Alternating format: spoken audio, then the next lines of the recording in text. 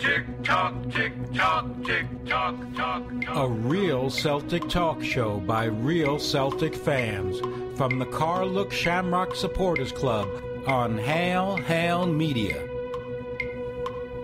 Tic Talk, Tic Talk, Tic Talk, Talk, Talk, Talk.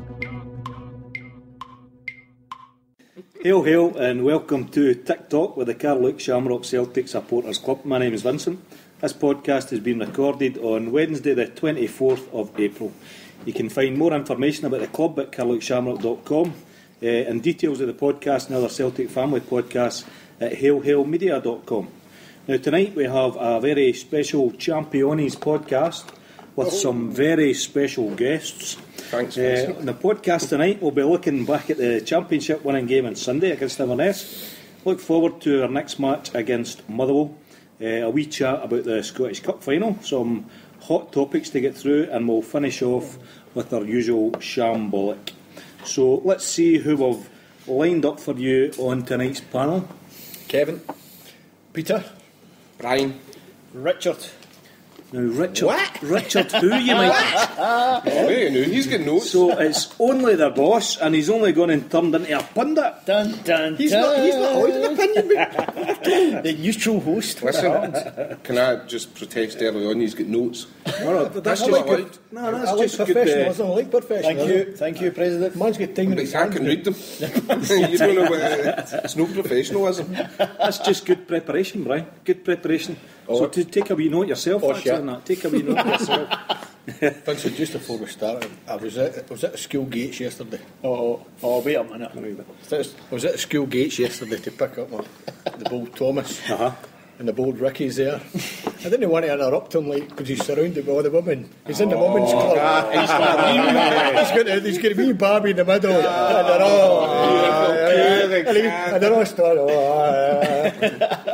I just stood back and goes, Was that programme Lost Women or something? That's why he's left us as a panellist. He's now in Lost Women as a panellist. oh, that hurts. Oh. He's going to have to take some stick tonight, but I'll be on your side, don't you worry. Cal's interject. You'll be on my side. But before we start, I would just want to I was wanting to... Sorry, a wee minute. You can't eat the A wee minute, sweets. a wee They minute. can't understand you. A wee minute. See when I do that? That's your No, cue. I don't listen. What are you doing? So I'm looking just for a response before we start to the Glory Hunter jibes. And you're only here for the championship winning Yes. podcast. What's your response to that? Is that your jabber trainer spin on things? I now tell the truth. There's actually a lot of similarities between him and Jabba. Looking at him. Deary me. So we've kicked off fairly quietly. I can feel the love in the room. What's happened to TikTok? It's fell apart. Oh, you've been sorely missed, so it's good to have you back, sir. Good man. And the first topic we're going to kick off is we won the championship. Whoa! And Champion! we probably should have started with Championes, but anyway. So Richard will lead up that in. Aye, I'll mix He'll it in. mix it in. I'll be No fine. bother. good lad. So we're all at the match, I presume, yeah? Yeah. No. No, sorry. Oh, the bold Kevin, that's right. So one of us He's been gone all season. What was the Every game. championship winning game? Explain yourself. Declan got a trip to Barcelona to watch a Barcelona match, and I booked it on the 3rd of January against Levante. So flights booked, hotel booked, tickets booked. I've missed 3 games all season, of which 2 of them have been at Hampden because I think the place is a shithole. Yes. So I've missed 1 game all season, and then Sunday unfortunately became 2. So would you say this was your fault or Santa's fault? To be honest, it worked out quite well because we watched it in the Michael Collins bar in Barcelona. Probably 25-30 Celtic fans. Wasn't the only one who'd blundered. Brummy Boy was there with me. Oh, you're joking. He was there with me and ended up superb. speaking to somebody else. Donegal Danny, a shout out for him from CQN. Oh, nice. He was there with his missus, so it was good. I quite enjoyed it actually. It was a bit of a novelty. Obviously, would have rather been there. Seen the Carluke Shamrock. I was raging because I couldn't see the Carluke Shamrock flag at the end when it was panning round the stadium, and then eventually I seen it. And telling everybody, "There's our flag there." Put it on Twitter for you. So it was good, but it was a bit disappointing. disappointing. Thought I was going to get a row there. But just on missing games, and this is one for yourself, Richard. Yes. I was just going to say that's a perfect mirror image that game, because poor Kevin suffering like that, because with my situation with 3 young kids and jobs and businesses and stuff, I had to give up my ticket a while ago, and each season I only get to a few, and this season I've managed to get to 9, which is one of my best recently, and it was that game there. I've seen the title. I was actually dragged in to take my lovely godson to the game because his dad was ended up working, so I was asked to escort him into the ground, and young Keane saw his first ever title winning game as well. Oh, aye, that'll be his first. Nice one. Aye, the question I was going to ask you though, when we're getting obviously presented with the cup, which is the next home game, which would be St Johnstone. Can you confirm that is the 11th of May? And can you tell me anything else that's on that day now? Now, would you perhaps be going into my social calendar where one of my young princesses is getting her first communion? Aye. Sorry, mate. What would be the latest I could turn up? What if I get you Sky Go? No? Is that going to help? I don't know.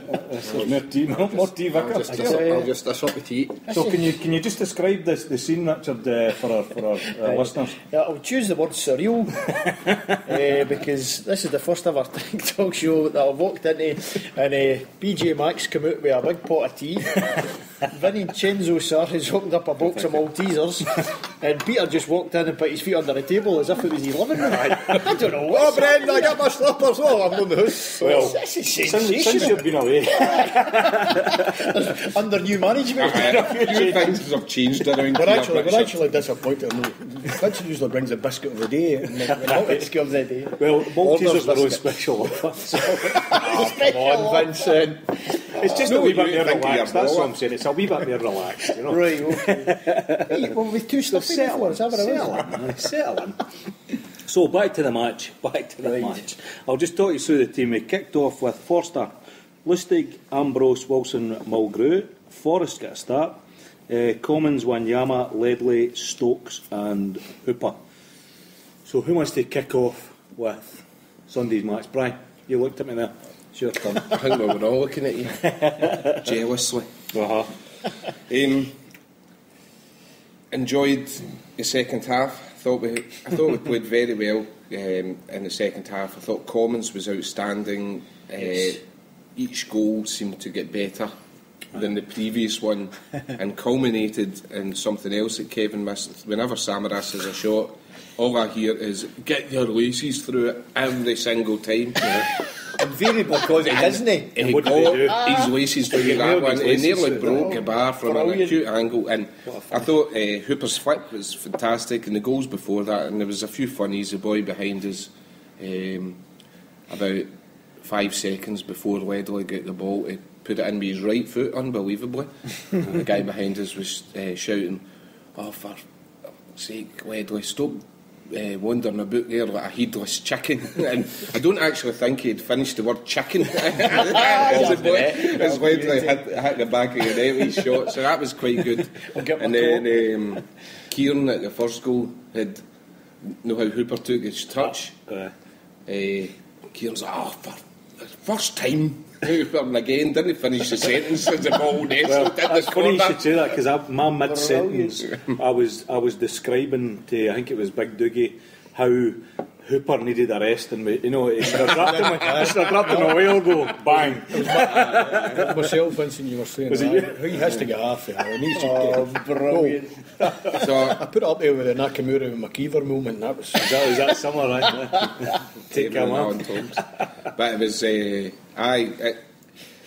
ended up a great day, thoroughly enjoyable. I thought Celtic handled the 15-minute aftermatch very well by putting up a countdown, and it just made a total mockery of the SFA having that rule. Interestingly, I thought they'd made that rule up just because it was Celtic. But Did they then do that? someone Did they just make rules up? apparently so, aye.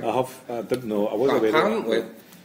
it happened with Souness at a cup final, and he'd been banned for the dugout for the game and come on the pitch straight after it, and that's why they come up with that rule. And that came from Paul 67. Told me There that. used to be a bit of debate about whether the manager was allowed to contact. He was But on the actually, You could see him, because you could see Parker pinging in and out, and it must, obviously it rang, but it was kind of clicked on the dugout, so you would see him going back to the dugout and lift. It looked just a bit weird, because I knew where Lennon was sitting, you could see Lennon, so Lennon would be picking it up to his back left or whatever, and then as soon as he picked up, you could see the whole. It was funny. It was really funny. Chelsea, UEFA competitions must have a different rule, because Mourinho was wearing a hat. Mind it. That's right. I would have wireless. The wee secret. No, it wasn't Mourinho. It was his physio.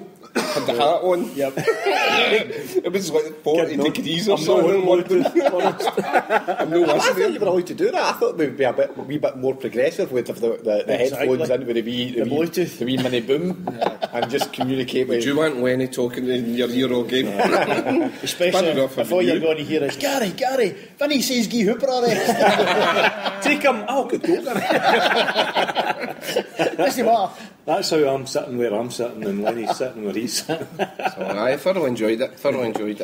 Although I'd probably boil bear as soon as Sammy put his laces through it, I was, just to your point, because I always do say, because in namby-pambies, I went round the full pub after a few Magners telling them, every week I tell them Sam I should get his laces through it, and don't let just namby-pambies it. I need to go to the toilet. Alright, I'll move to the next table. Tell every week Sam I should put his I wasn't drunk at the wee man. See, be fair, Kevin, in the full stadium couldn't believe it went in. I'll tell you what, so much to strike it was. He should be doing it every week. Nobody knew what was going to be happening. As soon as he was running in that box, you're going, he's got to square it. Next thing he put it I got that on namby-pamby, wee side foot pass. Aye. Anyway, so you mentioned how good the second half was. What happened in that first half? First half was shocking. What was going on with the team? That's the way they've been playing all season. Just putting themselves in chain. You know what I mean? Within themselves. Well, within it, and they seem to, they've got this afterburner. They seem to play better, seem to get their first goal. Oh, it was like a switch. It was unbelievable. But there were times earlier in the season when they got the first goal, they would then go into that lethargic mode, and they were just a bit like watching Barcelona on Sunday night. It was passing for the sake of passing. I just thought it was like possession, touch, without really going at it. And there was times earlier in the season when they didn't get the first goal and went a goal behind, and they then had a bit of impetus behind them to try and get back into the game, and that's when the pace lifted and the ball was pinging about much better. The first half was kind of instantly. You could clearly see, obviously, the tactics there. If you're Butcher, you're going to come there. You're going to try and first thing is to try and quieten the crowd, get them a bit frustrated. So for half an hour, they were barely out of their own half.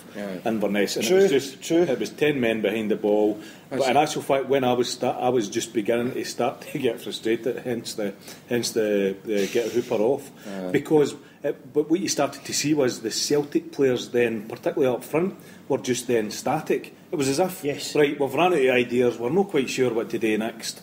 And actually, because they hadn't scored the goal, they were starting to. That's what I was grabbing my head at them, because there was just no movement at all. I think you make a very valid point. We sometimes forget that there's two teams playing, and you're right about Inverness.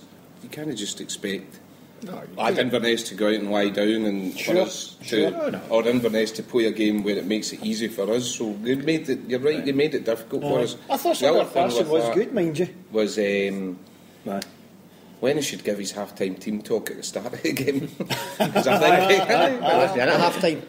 Oh, that's right. Well, I'm not sure about that. We were. Is that right? I wasn't sure if we could. You're not allowed in half an hour before kick-off at half-time or for that 15-minute period after. The SFA would have made sure. But it's interesting. I did say, I think it was Declan, I turned around and say I just can't see a goal coming. And the second they got the goal, I turned around and said it was going to be 3-0. Yes. Because once they got the first one, you could just see the surge of adrenaline coming for the crowd. The players were buzzing. I thought the Green Brigade came across on the TV absolutely fantastic. They were excellent on Sunday. To the point where it was kind of foot was stamping all that for most of the game with me and a few of them in the pub. But once they got the goal, the game was always going to be kind of a train running over the top of them. But because, and I'll tell you why, and Inverness didn't continue to do what they were doing, obviously, after the goal, because I was watching the switches. I just watched the switch, so it was almost immediately it was right. Okay, we've lost the goal. Let's do this and change that. And actually, that's what opened it all up for Celtic. You know, You're not sitting beside me again. You're watching the game too much. I watched the switches. Did you tell him all that? Well, actually, because it was interesting, and see, because What's sitting next to Peter? You're lying. that wasn't it. But see, because you could see the phone, right? Wasn't me telling Lennon at one point, because I knew where Lennon was and I could see Parker. Do you know what I mean? And at that point, the game was quite boring. You could see Lennon, who picked up the phone, got to Parker, and then immediately Forrest and Common swapped wings. And they actually started not really to get any much more change than they were getting in the other wings, you know. So for that, a game like that, but that's the game that can go on forever if you don't get the goal.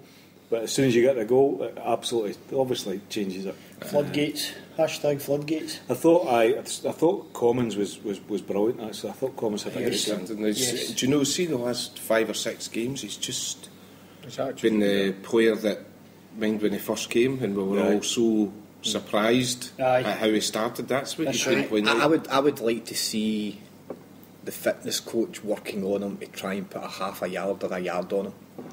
I don't know that you could do that. I think he's now using his physique to create, and if he had what he's got just now, even just half a yard, I think it would make a big difference. I know what you're saying, but I think having that physique is so valuable. It can turn players, it can hold players off in the box and create space in the box. I would agree in the half yard thing, but when I think back to him against Barcelona when he had to fulfil a different job that night, he had that, and he lasted unbelievably well that night. Did any see the photos in the dressing room afterwards? Yes. Right, there's photos with him with champagne and all that.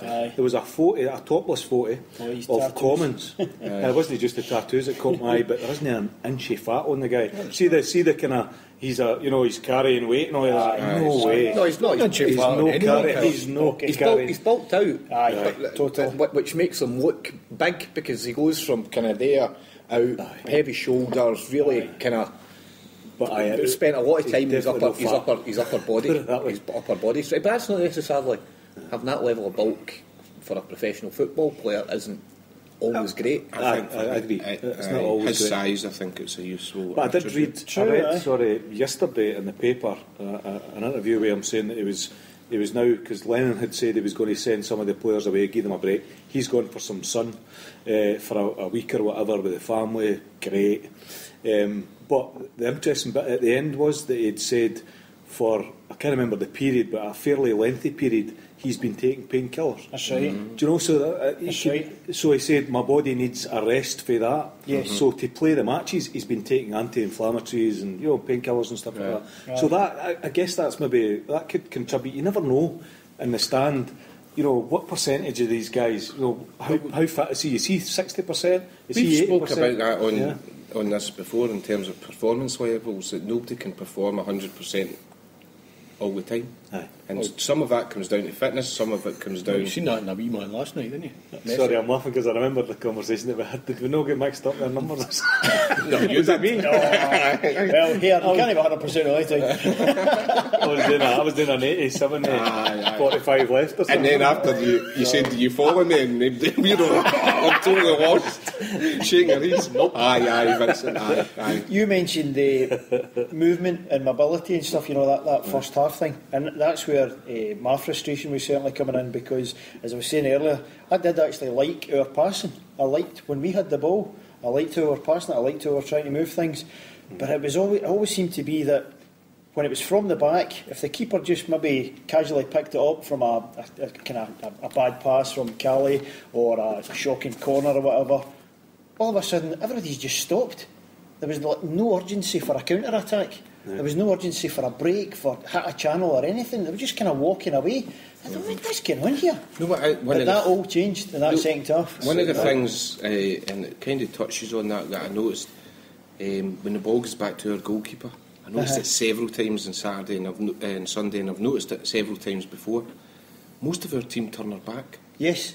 Turn back to the goal. And looking for it, giving them rather options. than giving them a quick ball or a bit of urgency there around was it. no instant option. The defenders and the 4 midfielders all turn away and start walking up the pitch. Yep. And when you compare that to how other teams operate, they're getting someone going back, getting the ball on the deck. So Forster's got no choice but to punt it up. And when you've got Correct. Hooper and Stokes as it was on Sunday, He was aiming for Stokes. you're kind of Limited in it's winning. luck whether you win it or not. Aye. And you might win 30%. So that means if you only win 30%, I'll get the numbers Don't right go back here to now, percentages. Vincent. Write these down, sorry. So it's 30. It means you're Take away the 0. 70% of the time you're no winning it. Aye. That's a So- 100, you're right. Is that 100? Aye. You're giving the ball away. You're giving the ball away. And So I would that's almost the role. us to Sorry. have a style of football where we are pointed out from the back and it isn't been just punted up. I Yes. tell you what's been missing, and I think the person who used to do that when he was playing was Key. But actually, I'm hoping that Well, key to the team. it was Key. It was really He's important. young. I think I've just got home now. Aye, good. Key was the guy that came and took the ball like that, and I'm wondering if hopefully Rodgick, once he gets in and settled, would be the similar type of player. Almost, I won't say maestro, but almost. I did say it. Steady. Almost that kind of role where he would come deep and take the I ball think and we've got pass the defenders that can play football. I think But the one that does Ambrose is can do Ambrose. it. He wants to beat somebody. no, He wants to scared beat me. somebody. No, no pass it. And Wilson can do it. And Big Victor can come deep and get the ball. I think we've got the players to do it. I think it's If they a face conscious the right decision. Not everybody, we don't all turn away at the same time because they don't want the ball. They've been told that's the way we play. Aye. So to me, it's a coaching decision rather than an individual player's decision. Is he Possibly, talking about obviously not being there in the celebrations afterwards and only catching the snippets that were broadcast on Sky? How did the players that we think that might not be there next year? Was it Body all language and stuff? Was Victor going off his head and making it look as Victor's if came out today in an interview, the first time I've heard him speak actually, I think, saying how much he loves it at Celtic, wants to stay. I mean, I don't know if that's just Felt right. at home, It's the first time I've heard him actually come out and say that. He was also talking about kind of forward targets, like it would be great to have a treble, it would be great to go again in the Champions League, as if he was genuinely looking forward. It wasn't He just saying I'm happy, actually thinking, next year I hope that blah blah blah. It might not be Victor's decision though.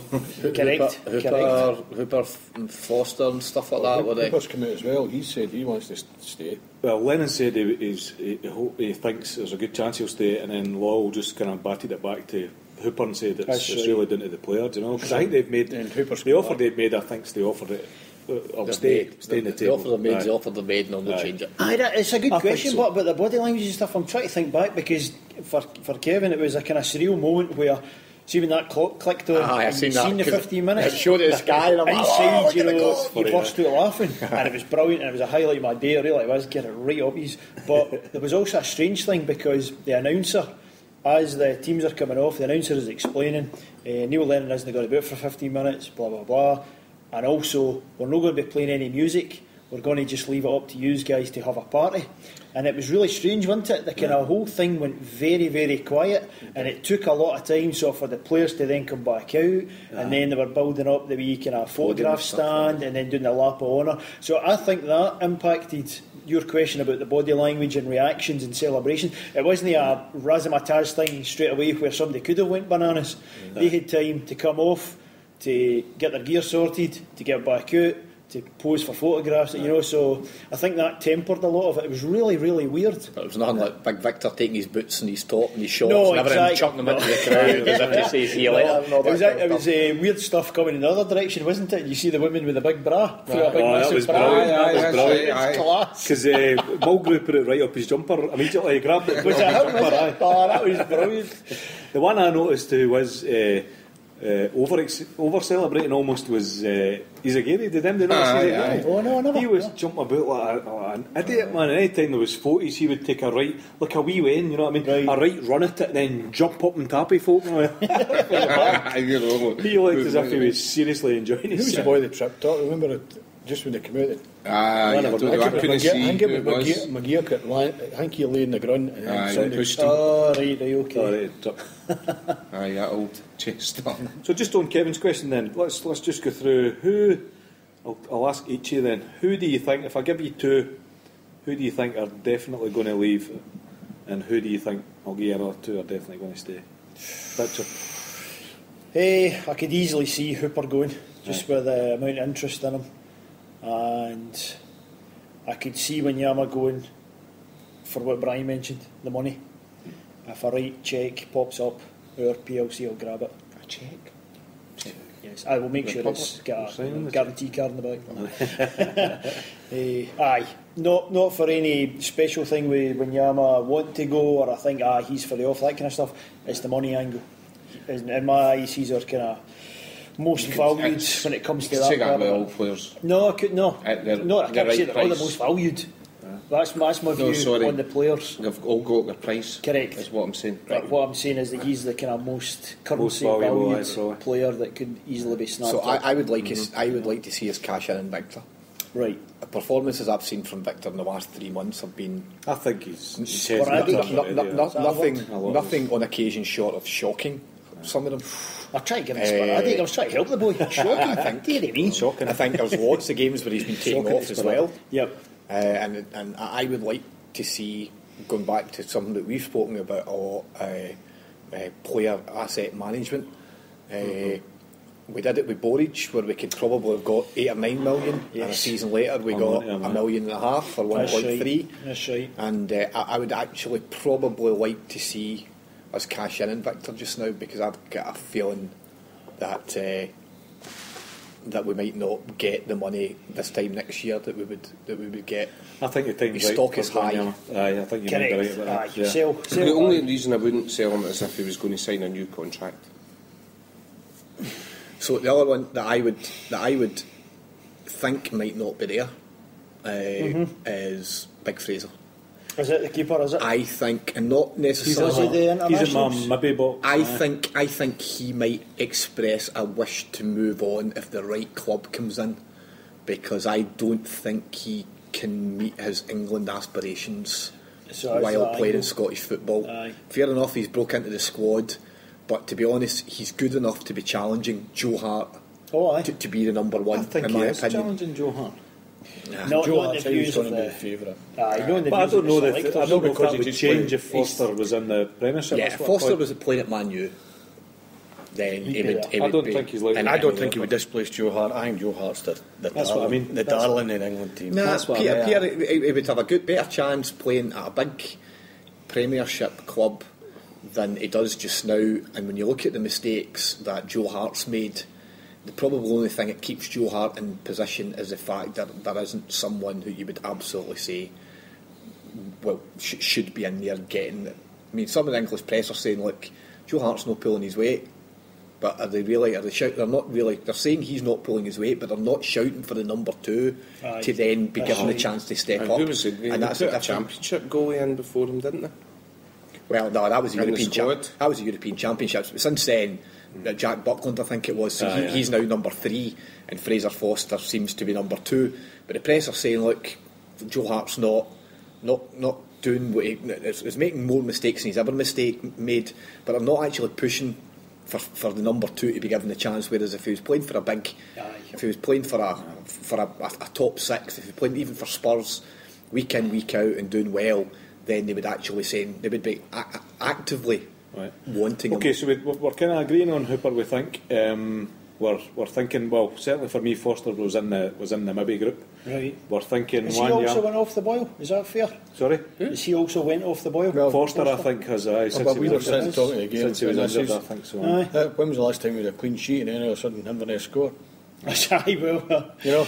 God, he's a prophet. When was the last time we had a clean sheet? Get Hooper off. Just see stuff. I think clean sheet is a poor measurement of a goalkeeper's performances. I'm not talking about the goalkeeper. I was talking about the back four and the goalkeeper in general. You know. Well, so Brian, who would your certainty leave, and hopefully? I don't think any of them are certain to leave, and I don't think any are certain to stay. I think. Okay, right, next. It'll come down to who the money. Aye.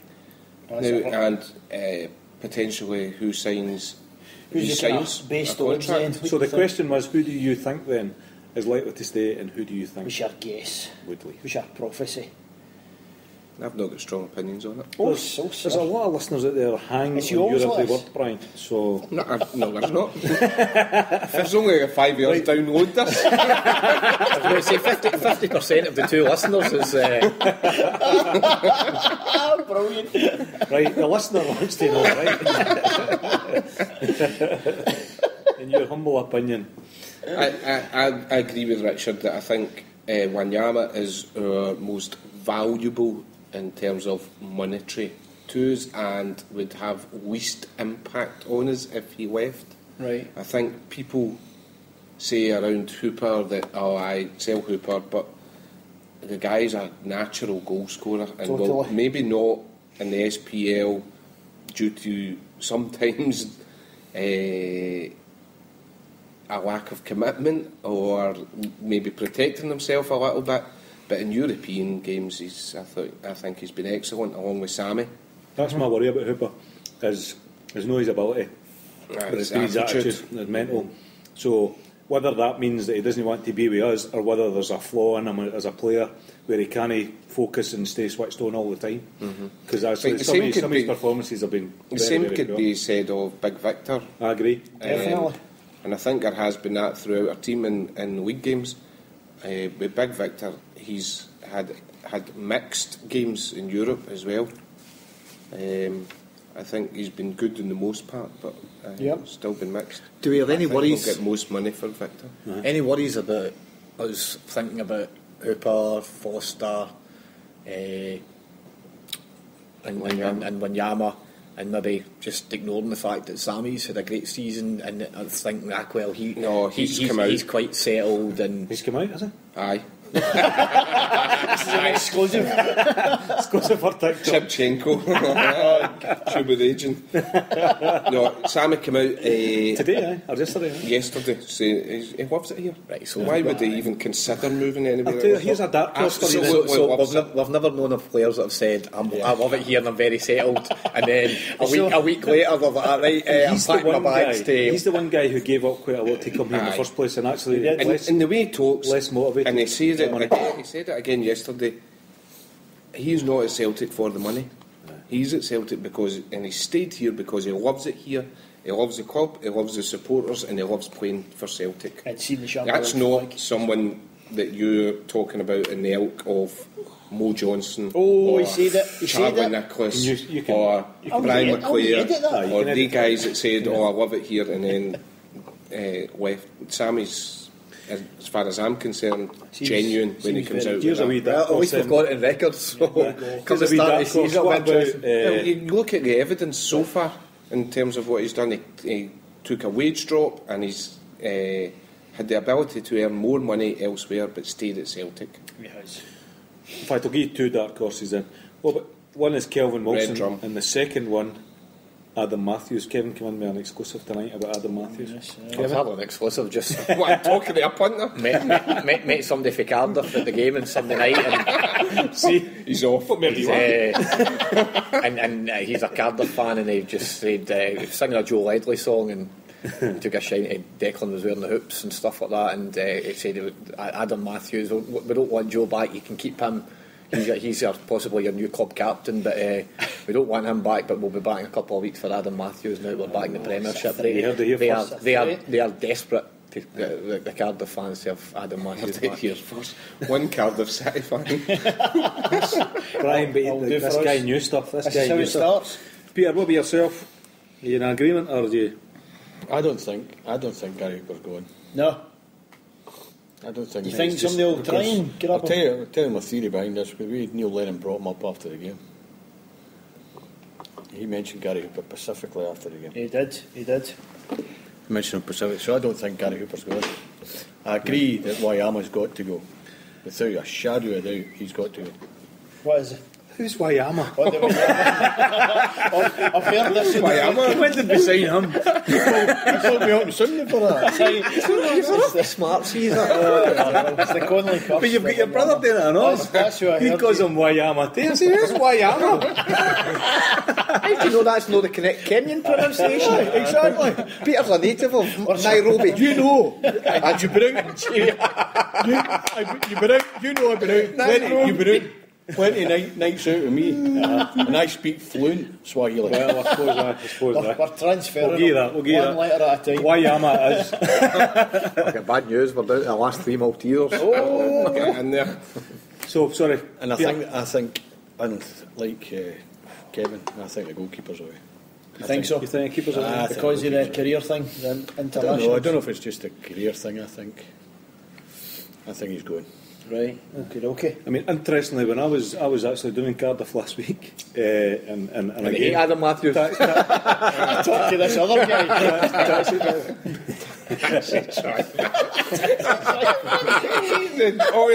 but actually, sorry, There's only the point, 3 left in their net. and you've just there. Now 0.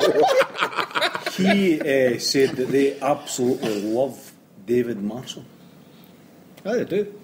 No, but absolutely. Where did you do? That was a bit left field. Right. Do you think we're going to sell him? And What's that got to do with Fraser Forster? He's Cardiff City now going to come up and sign all our players. Fred was goalkeepers. Come on, cut me some The slack. thread, no, it wasn't. The thread was who were selling. David Marshall. Apparently we're going to sell David Marshall.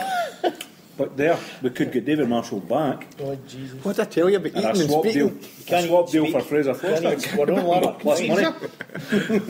Ah, right. Okay. This is all went Pete Tong. This all went Pete Tong. So, thank you very much for that. And that was the Inverness game. So we're That's just what going happens to when move. the host's got opinion. I've told you We're that just going to before. move swiftly. Tick tock, tick tock, tick tock, tock, tock, tock. Okay. Welcome back. David Marshall. Not that you were away anyway. But you know what I mean? Stood in Cardiff for the day. I'll give you that. It's not quite as professional as it was, right? It's shambol, it's The shambol. taxi driver picked somebody up who picked somebody up who knew the manager, and they all love him too. Who? David So we're Marshall. sorted. Okay, the next topic is just to have a wee look forward to our next game, which is Motherwell away. So what are you all expecting? I've made some notes here just about Lennon seemed to have signalled that he wants to rest players. So it'll be quite interesting to see. And actually, I think he's sent some of them away to the Sun already. Aye. Half of the Which has Dubai. got a slightly wee. I'm slightly concerned about that, just in terms of the run up to a cup final and whether that's the best policy. But what do you think, Peter? What kind of team do you expect to see against Motherwell? I think it'll be a team similar. Played against Inverness that day. A lot of Rodney, which is Rogic. He'll be playing. Without a shadow of doubt, because we've Was shot him that about out. 6 or 7 changes that game? How many? I think it was. that Actually, the right? last game at Fir Park, we played a totally changed We team. did, yeah. Aye. Because so we're short of midfield players for the cup final. Remember, That's right. with we did. Wayama suspended. Wanyama's out. What about Wanyama? I thought he was suspended that up. He's suspended because his registration papers were wrong. You're missing an N. You're out. Mr. Kayal, he's suspended. He's suspended. That's aye. right. Brown's got a very, very slight chance of playing. Well, would you risk Brown for the cup final, or would you rather he was fully fit for the Champions League? I'd actually qualifier? just rather it was a fully fit Good midfield rather than sticking him I there. hope he don't bloody send him to Croatia. Hope he doesn't, because I know what Brown's like. He want to play for Scotland. Right, when's that game? June. 2nd of June. I've got to say, I'm a bit worried about the silly things like that getting in the way of a Champions League preparation when your first tie is potentially going to be, is it 14th of July or something like that? 17th. Crazy. I've seen a list of the 17th teams. and 20th I've seen a list of the teams we could maybe face. It was in the paper today. Someone put it up. Cliftonville. That's right. I saw the research was talking about all the different teams today. Because we'll be It's quite an interesting seeded, article. Oh yes, we've seen it. Seeded for the 3 games. Yep. We've seen it. Well, figure through the 3 games. So you're expecting quite a few changes then Oh yes. Right. for Zaluska might even be playing.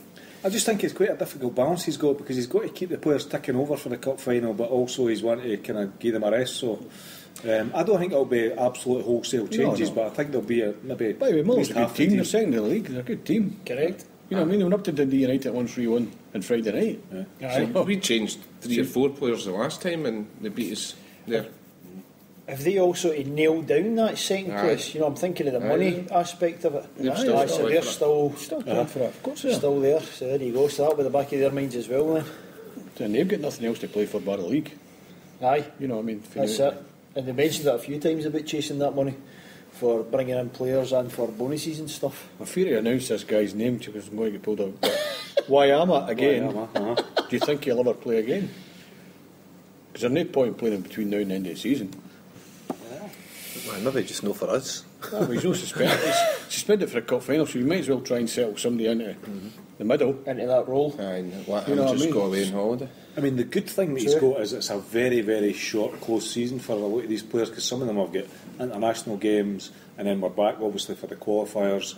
And actually, I was listening to, I can't remember, say Murdo McLeod or somebody, but just the general kind of feeling is you're wanting to be starting pre-season about 4 weeks before your first game. So that gives some of the players 3 weeks off if they're lucky. So it's actually quite good that he might be able to say to guys like, Commons and Well, people like if that, that they first can get a game's- holiday now. That first game's on the 16th of July. That's where they're quoting the day. So you're talking about 16th of June. They may be back. Middle of June. Cup finals when? 26th of Yeah, May. but Scotland game's on the 2nd of June. There you are. Jeez. 2 weeks. So as an international week, it's not just a Scotland game. That's right. Greece will be playing, so Samaras will be playing with Greece. Yep. Forster will be in goals for England. Well, they've been the squad. They've been the squad. Aye. You know, Victor So Wayama he's will be away with Kenya. I think one he'll still be there. Wayama for Kenya. I love that. He gets it too. Brilliant. Listen, it's quite interesting because Lennon seemed to signal that he had almost already sat down, so it's like he has this cunning plan. So he'd sat down and really planned this out. So you would hope that they've got that and they're taking obviously the best advice about, for each individual player, who's getting a rest, when they'll need to be back, if they're playing in the cup final, all of that kind of thing. Because actually the one worry is that midfield. Midfield we're going to be a right few men down. I know. I heard that. Sorry, Peter, on you go. I know football's a different sphere for your ordinary working life, man. I know that, but how would you feel if you were working in a group and your supervisor, your manager, comes in and says, right, you, Kevin, and you, Richard, you go away on holiday. you, Brian and Peter, you Go and clean the bits. do you think that would be all right for team spirit? No, it wouldn't. But by the same token, it gives those players who might not get a game if those players are still there an opportunity to play. And players want to play top team football, and they might take the view that, well, I'm not in these cup final plans. That's one thing. But if I play well enough in the next 4 or 5 games, I've got the opportunity, if things don't work out, to cement a place. Because the players could come back, somebody could get injured in training, and they could get the opportunity to potentially step into the breach. So, it's totally different. I don't think. So no, if somebody walked into my work tomorrow and said, Kevin, you stay, but you can head for a couple of weeks, then you'll probably find a sickie being pulled fairly quickly. I've never pulled a sickie in my life, but in terms of football. I was going to say, you were talking about Lennon and his plans and stuff. I'd heard a nice wee interview with him. I can't remember which radio station it was, but he was specifically talking about that with Strachan, apparently. And how Strachan was so meticulous about lining things up ahead of time with individuals, with players, actually planning out like some kind of resource calendar thing. And the upshot of that, if you think back, is look what Strachan did in a row. Look how he ticked off 2 last 16 places back to back. He was always constantly thinking of those things, and he had that. And you see how he is as a pundit, how he views things, and how he's, the stats and the details always come up like that for him. And that's one of the things that Lennon got from. See, that's the kind of brain. points I'm expecting you to come up with. That's well researched. You know what I mean? He's reading my notes. Brilliant. That's the kind of thing we're looking for. See? Do you know what I mean? An insight, Brian. An insight. You think you Get a round panel. Bit of wisdom. That's why he's the boss. That's what I like to hear. But I think with So he's going to now try and compete. This is going to be good. How good is this? By the way, listeners, Brian has now brought out his phone. He's on the internet. you just want to shut up. He just wants to play ding dong again. Ding dong. Come away, try and make a point here. Come away. There's a wee addendum to what Richard said. I entirely concur. Excellent. With the points he made. In addition to that, I don't think players when they finish for the course season, are away drinking 12 pints of lager every day and eating pizzas and kebabs. I think we have moved on in terms of the players we have. Aye. They're far more professional. Yes, they'll let their hair down a wee bit. Well, apart from Scott Brown. Aye. Big Samuel let his down. And they do keep themselves fit to a level in the coast season. It isn't they just let But themselves go. what I was less thinking was that they would do something like that. You're always less thinking. Less thinking, yeah. I was more thinking about the actual time that they get where they're no actually playing football. For some of them will be very short.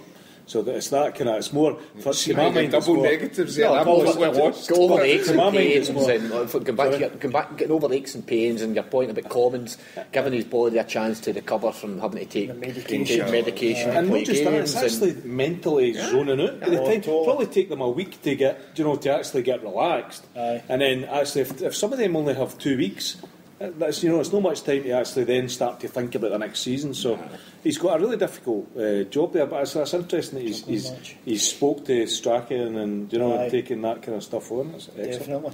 Okay, thanks for that, guys. The next topic was just to have a wee look forward to the Scottish Cup final, because I know some of us definitely won't be there.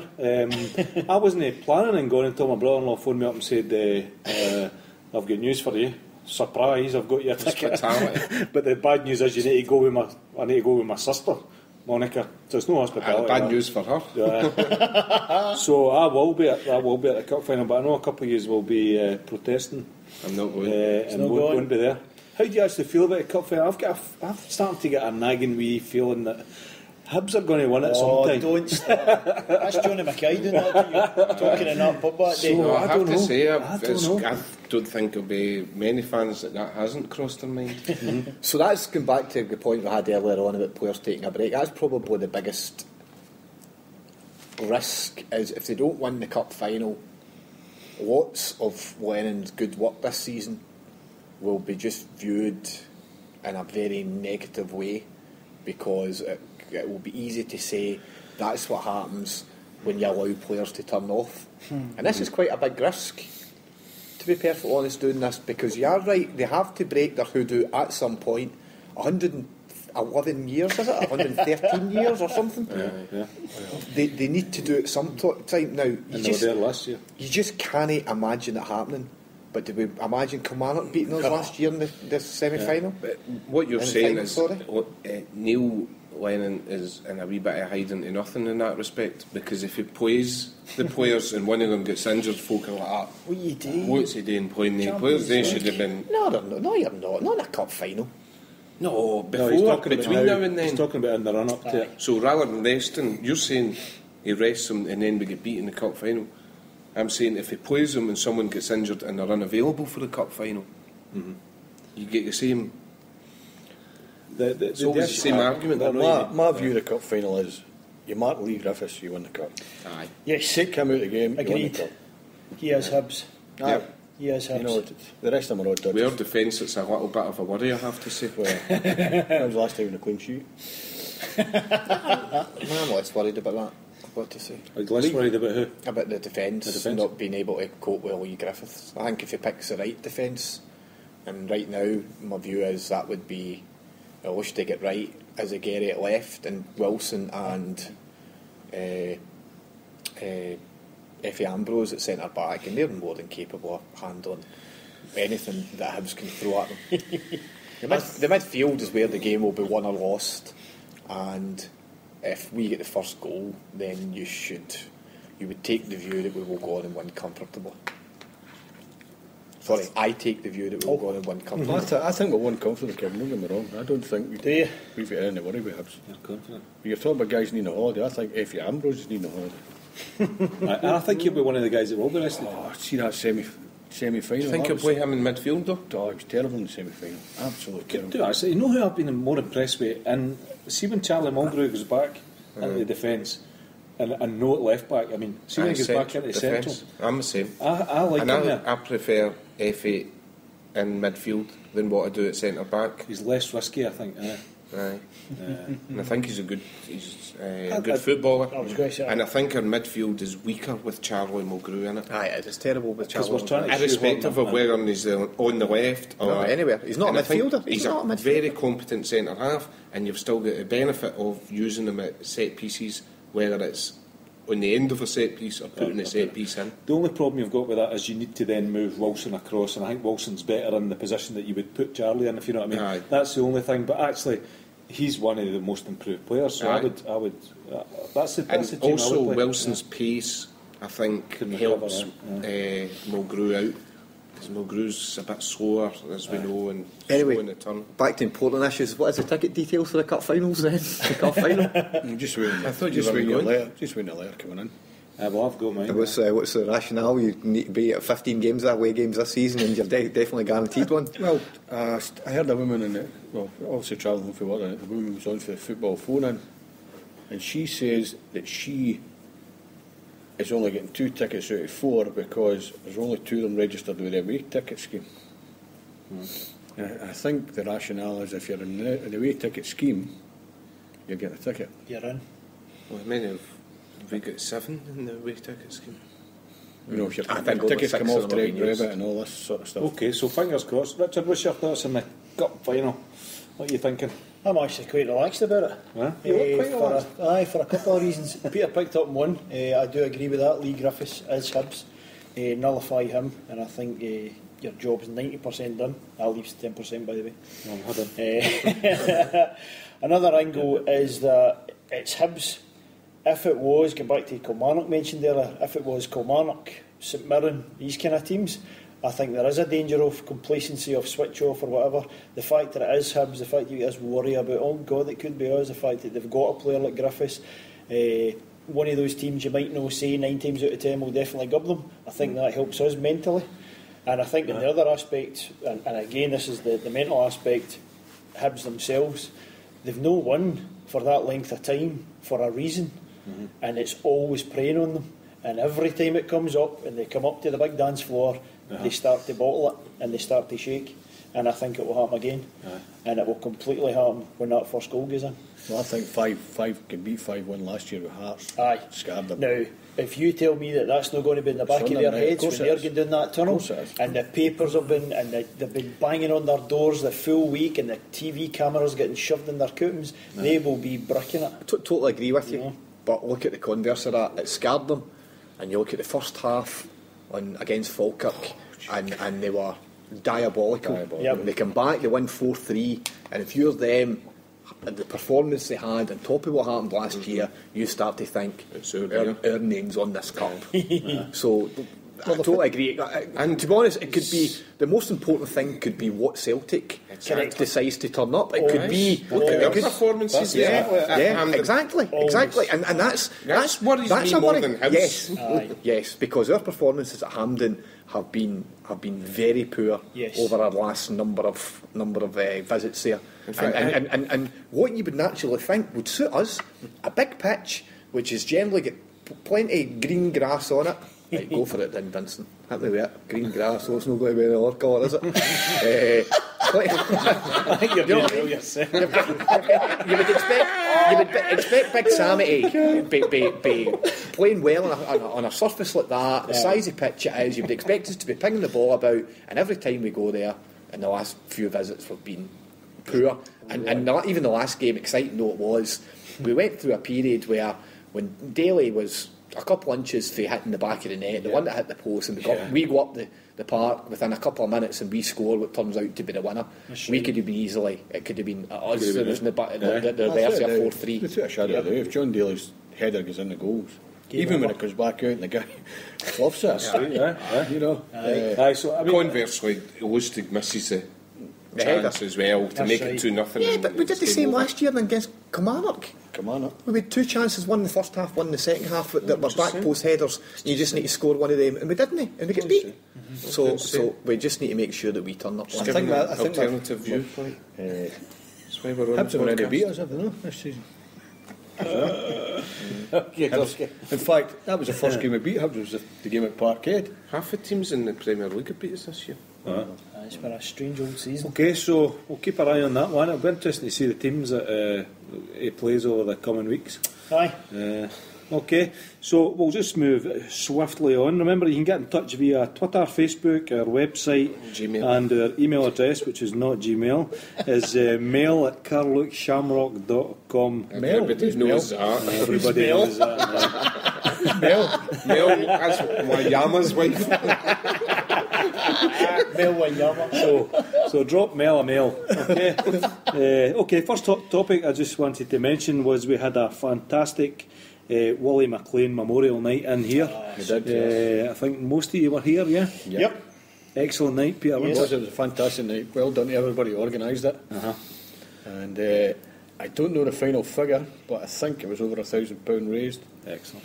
For charity. What was it this year? Is it the Heart Foundation again? Heart Was it? Foundation. Aye, still the same. Far Right, as I know. brilliant.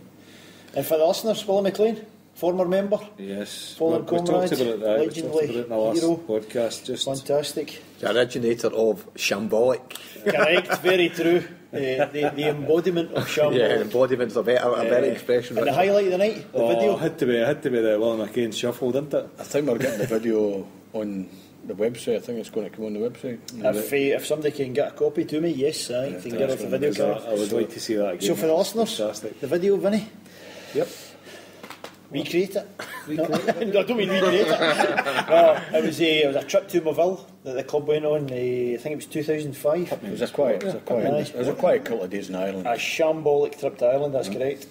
Quiet couple of days. And the bold Willie, when everybody else was dying on the last Sunday morning that is, everybody's half of the troop was in bed, half of us were crawling along the entrance of the hotel. Not ones at mass, Trying shocking. to find balls of war in our bags and stuff.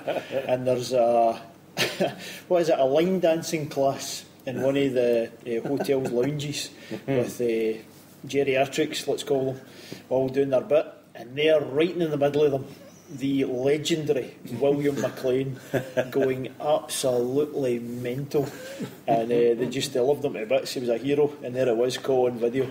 Doing the Incredible. Willie McLean shoe shuffle. Fantastic.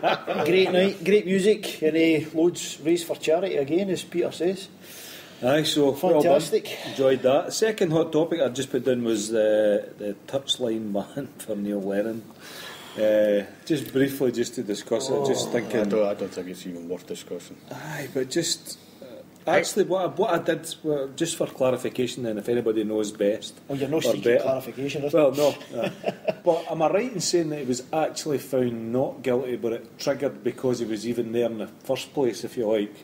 It triggered a suspended sentence. Is that right? That's it. Is that what happened then? Yes.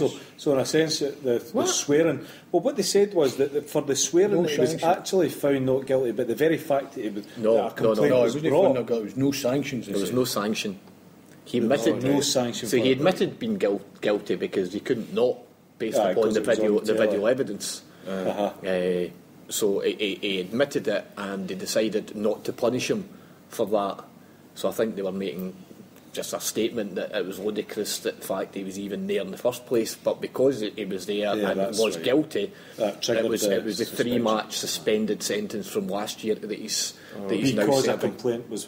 But the bizarre thing about that is because I want to know. I demand to know who these people are that made the Who's complaint. on this panel?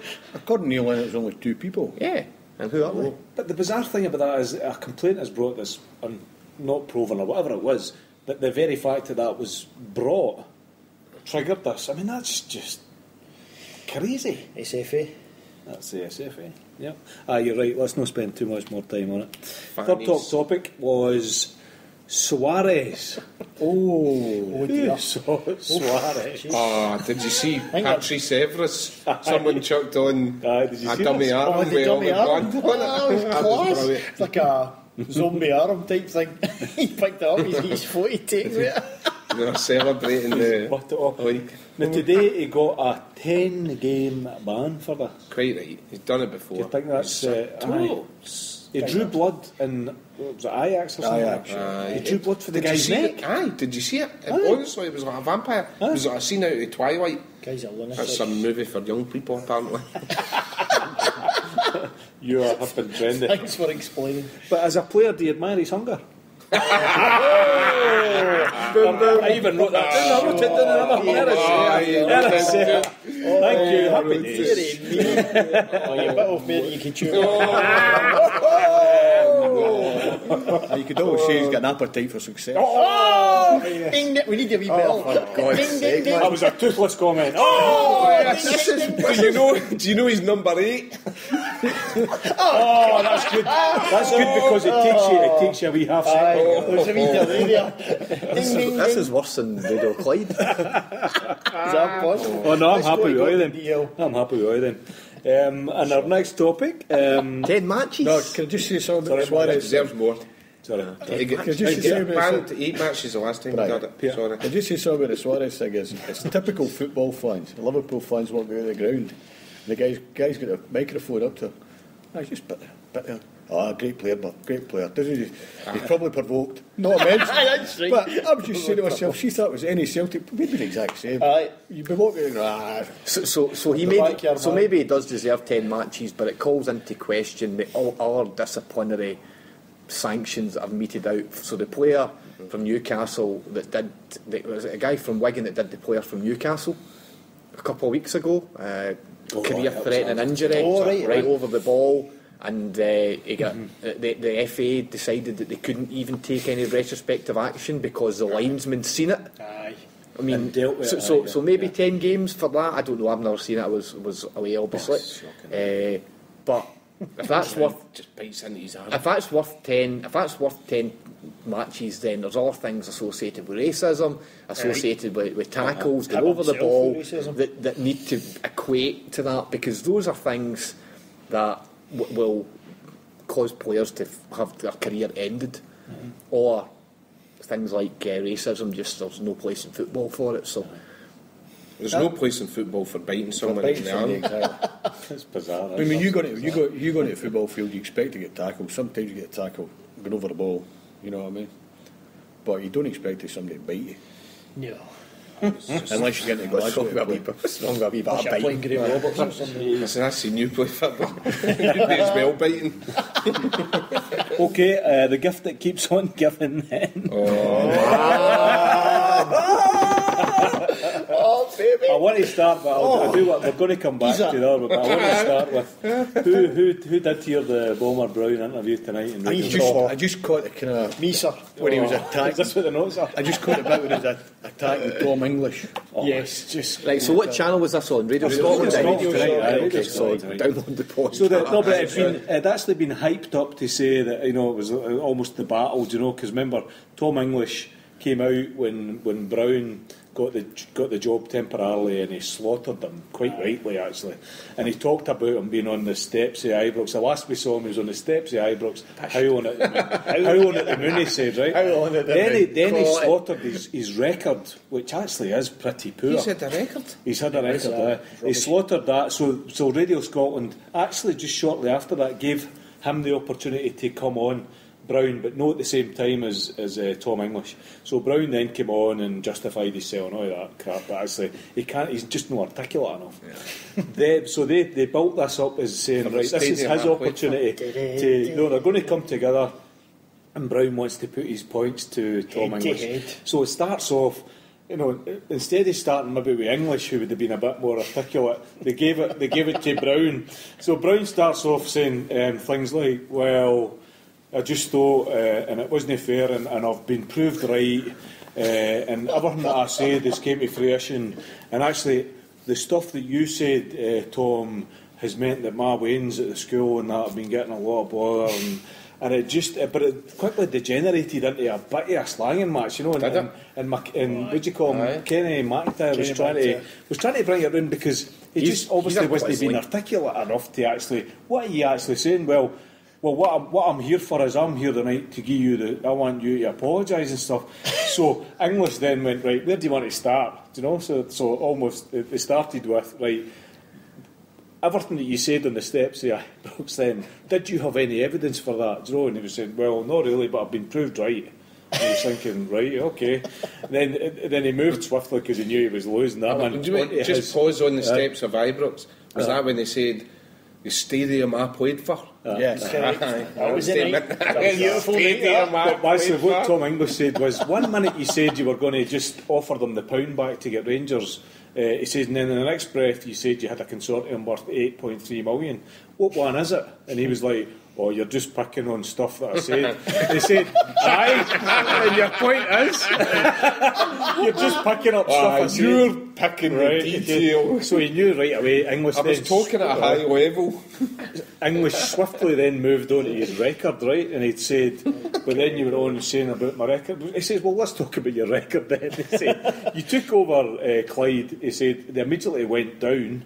He said, in the next season, he said, you were fired after you ended up in the league below. He said, when you were fired, you were second bottom. So what part? Aye, but what you're not remembering is all the good work I did at Rangers, right?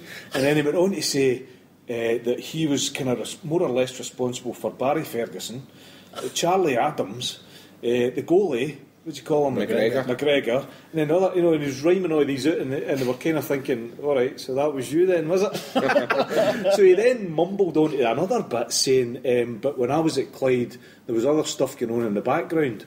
And what was going on was, I said to Walter, this is his words, what was going on was I said to Walter and I said to the board, if I get a Rangers team to come, the agreement was I would get a Rangers team to come to play Clyde, he said, and I would get half the gates. So I said to Walter, so this is what they did, and the Rangers team came, he said, and they made £70,000, but I never got any of it.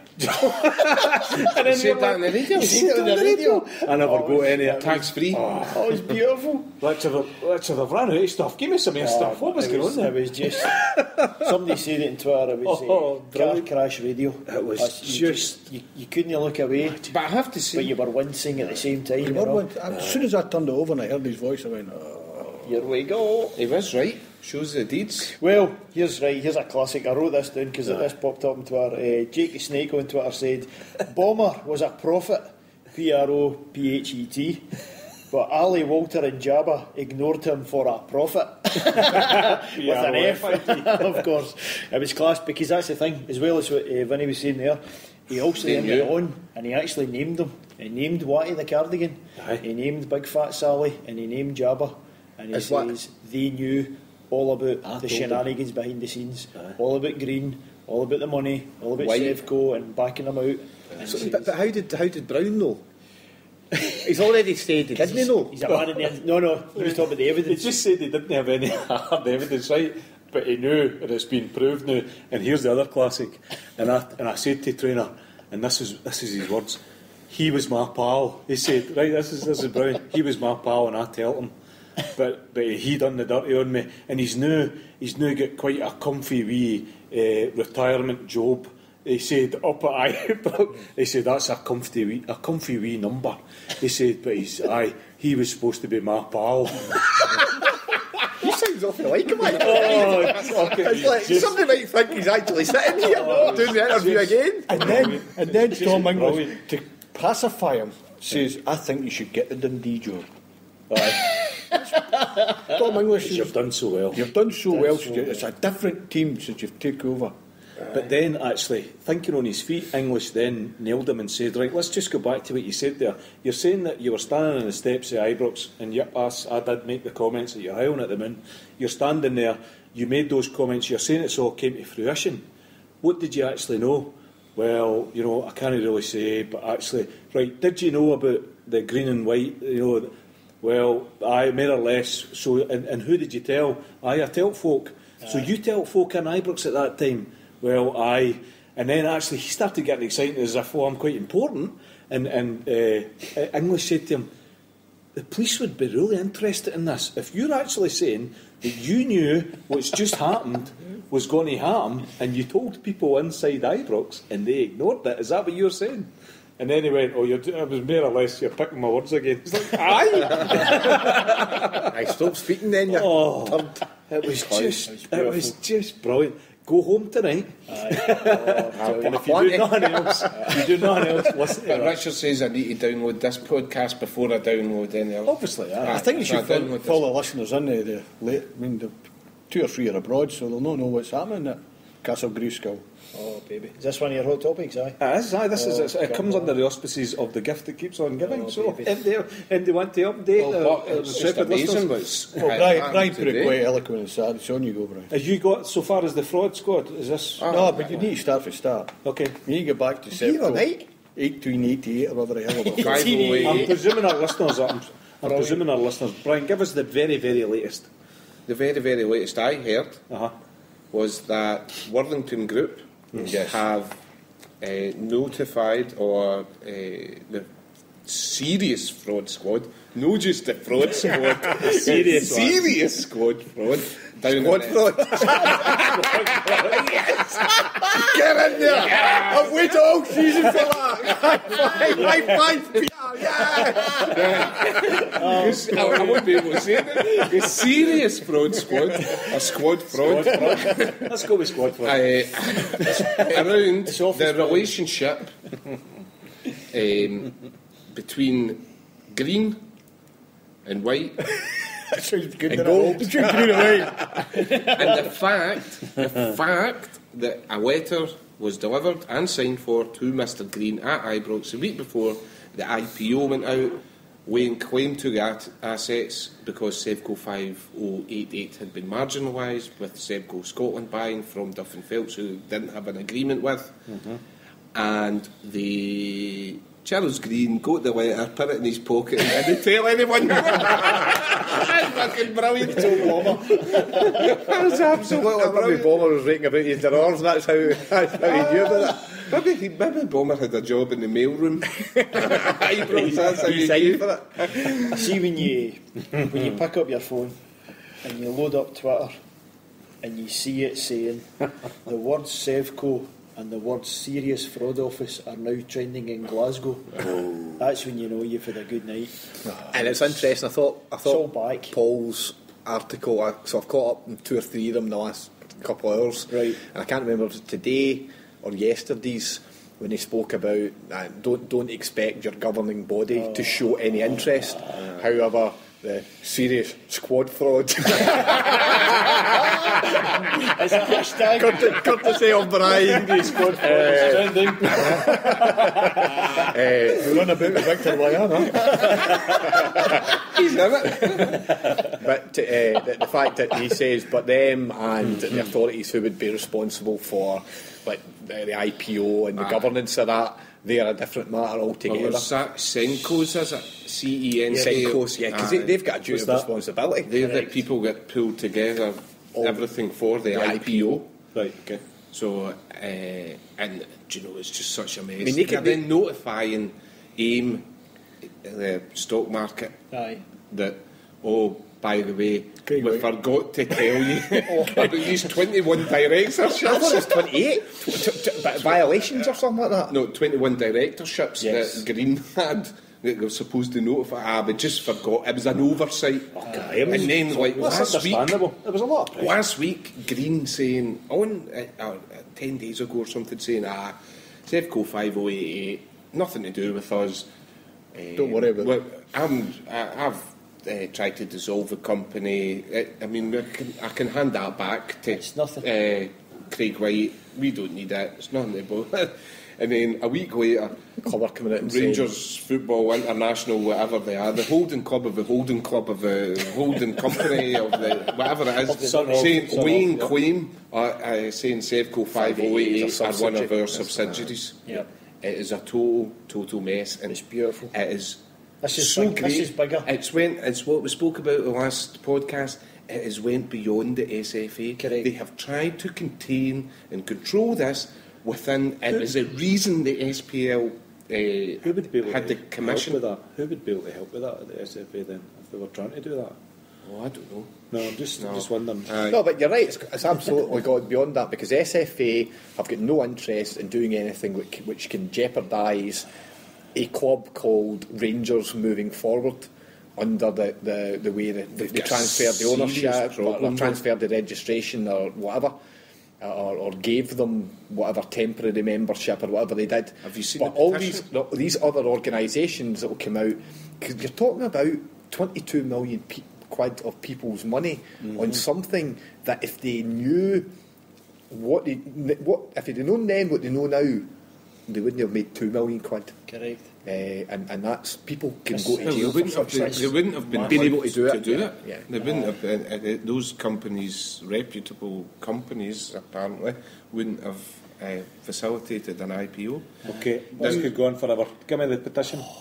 There's a petition out, you know how the 5-way agreement that was signed between the Yes. SFA, SPL, all of SFL, those. yeah. There's a petition out to have that disclosed to the public. Who were the Rangers, signatories?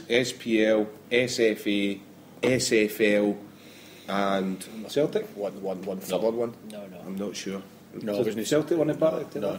Duff and Phelps may Duff and well have been. Of I course, was administrators. Aye. Sorry, your point. Who are really in the mix now. Uh-huh. No, I was going to say, you had mentioned earlier about... Have they got it on? Sorry, Richard, on you you go. mentioned about folk, the SFA, that might be able to help. Another wee quote on Twitter from AFK10. Campbell Ogilvie, has he bought Bin Laden's cave in Tora Bora? And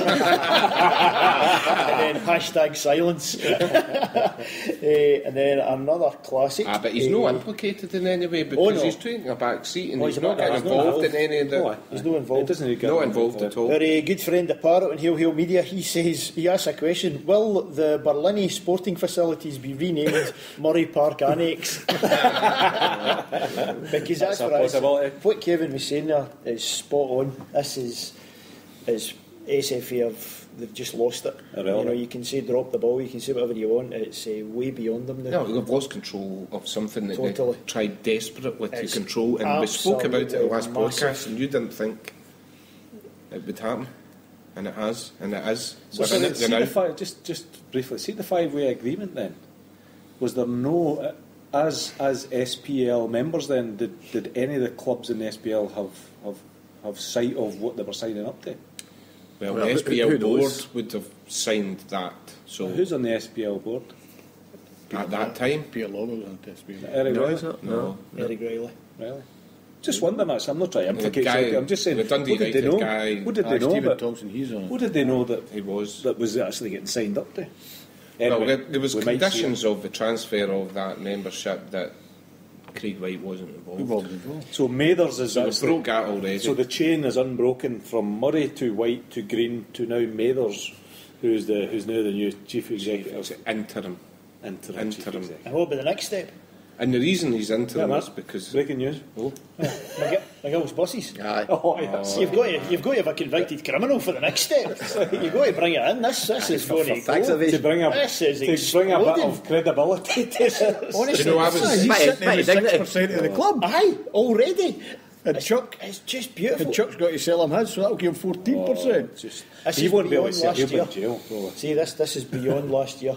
They can't See all sell, the fun sell their together. shares to All December. the soon. misery that they went through, the death. You know, Are you saying more think, jail you next think year? the death is it? This I is think so. just beyond. But last year it was different from this because we're now getting into things that your ordinary man in the street like myself doesn't necessarily fully understand. Whereas last year it was very in your face. It was administration, get it round you, and then it was CVA. Liquidation. You became an expert in a CVA. You're never getting a CVA. Aye, we'll get a CVA. Boom, liquidation. Do you know what I mean? So last year it was in your face and it was get it right round you every day at work. Whereas this is. It takes too long to explain this over a cup of coffee to somebody. It's Do you a know what I mean? slow burner. And slow burners aren't they always bad things. This It's, is it's one of thoroughly the- enjoyable. I think it's probably just the one last point on it is around the It's a good point. share. The shares. Now, the shares are still trading on AIM, yet the assets of that company are being contested. Correct. Tony McKelvey, the Yes. battered bunnet, tweeted today around those that's a precedent has been set that those shares are still being traded. Yes. So there's now an opinion forming that the next step that you touched on may well be a suspension and trading of the shares. This went outside Scotland. It's went outside the SFA. That's why this is good. Yeah. So see, last year you spoke out there about death, administration, liquidation. But it was all contained. What happened last year was that person, that club was killed. But see the corpse, it wasn't publicly buried. It was put in a wee cave-in at the bottom of a brand new shiny motorway that everybody covered over. And the SFA bullshitted about, and the SPL bullshitted about, and the SFL held, and all the media This that is should going have to need to be paraded. explicit now. It already is. Fine. All the media should have paraded that death, and they should have put the nails in that coffin, and they never, and they papered over it, and they went over the entire ceremony of that death and kidded on that the death never happened. So sod the lot of them, because this is it all coming out. And what's going to happen from this stage on is going to blow that whole thing apart. And what is so amazing... Go on, Richard. I'm so bloody angry about it. Go for it. Our stupid media at this time believe that the big story, the number one story in Scottish sport, is that Rangers need a new CEO. Jesus Christ... Almighty. Look at what is actually happening, you complete muppets. Now, I know that as a journalist, you can't go to a blog and copy and paste a wee paragraph because it looks good. But just look around at what everybody's questioning and look around at all the links that are forming. And if you've got half a brain and half a involvement in your profession, go and start doing your job. That is nowhere near the number one story. This whole edifice is going to have the carpet pulled from under it by people outside this country, and they are going to be so amazed and shocked at what's going to fall through from it. Tom will be back on the case soon. Super Channel Tomo's 4, back. Channel That's 4. you know what's Do you know happening. what? It's beautiful. I've seen the headlines in the Herald, the Daily Record, the Sun, all showing different pictures of Rangers' death. Coffins That one been day. buried Aye. one day. Aye. So And then it changed all round. here's a fax machine. But Here's a their news job story. is to sell newspapers. Their job isn't to be journalists. I'd argue with that point. It's to sell newspapers. And who are they going to sell newspapers to in Scotland? Because it's certainly not us. Correct. Aye. I know why it So, happens. Aye. I know why it happens. I just have no expectation of them to awaken up to any of this or promote any of the reality of what's happening. Well, it serves no purpose for them whatsoever. Yes. No purpose.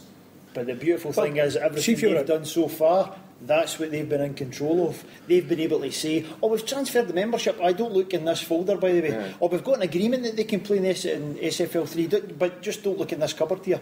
All that's gone now. Yeah. When you've got the Serious Fraud Office involved, when you've got the AIM Stock Exchange, and when you've got cease and desist orders coming through, everything's collapsing. And you've got no fecking money left, right? See when the padlocks are on the gates and you walk up to them and When you is the padlock? this gate's shut. What's happening here? So this So it doesn't matter what you can control. being cynical as well, this just adds even more weight to the fact that Green knew this. Yes. And that's why St Mirren voted the way they voted. Correct. Because they're going to be ground sharing within the next... Well, are That's a they? rumour. Or is that I part don't of the think- reason why you left? That he couldn't finalise the deal? Because there was a rumour that he had the deal signed up with them and the money and the contract and the handshakes and that was all pretty. With but St Mirren? there was other stumbling blocks around the legality of them being able to play, etc., etc. For next season? Well, the gig's up. I'm off. Okay, I'm conscious of time. And I think Come on, man, we need to talk about this all night. This is massive. We could talk about this all night. Can I give a I think recommendation? we should have a special about the Rangers. I think, Oh, you've got it. see if they stop trading the shares Yes. under the banner that until there's a full and thorough kind of really deep granular investigation, that would just be as good as administration. Richard's mentioned that phrase, cease and desist, Yes. which, correct me if I'm wrong, but I think that means that the asset that is being contested cannot be used. Correct. So, And hello. that's the padlock on the That's the gates. padlock. You can walk which up with all your blazers I and gave- all your pals that you want. You're not getting in. I gave the It's over. exclusive of the last podcast. John Brown down again. He played for it. Crack Recommendation. on. I'm all right for playing. Mr. Host, I'm all right for recommendation. Paul McConville, one of the most fantastic blogs that you can watch through this whole fiasco. Scott's Law Thoughts. He's done a nice cracker guy. today. Has he? Which, because there's two statements that went to the London Stock Exchange. Right, this is it's so great. My wife wants me to go to bed with a You game. can't go to bed. No good. You've got right. Do you remember last year? Do you remember last year when you were on Twitter every day? Do you remember you were checking your emails and you were looking at blogs and you were looking at funny pictures? It's all back. It's all back on the buses. Cartuja, TDS, putting up funny stuff. It's all happening. Super Tomo's back. It's all. Everything is kicking off. Sorry, is Alec Thompson back? Is he?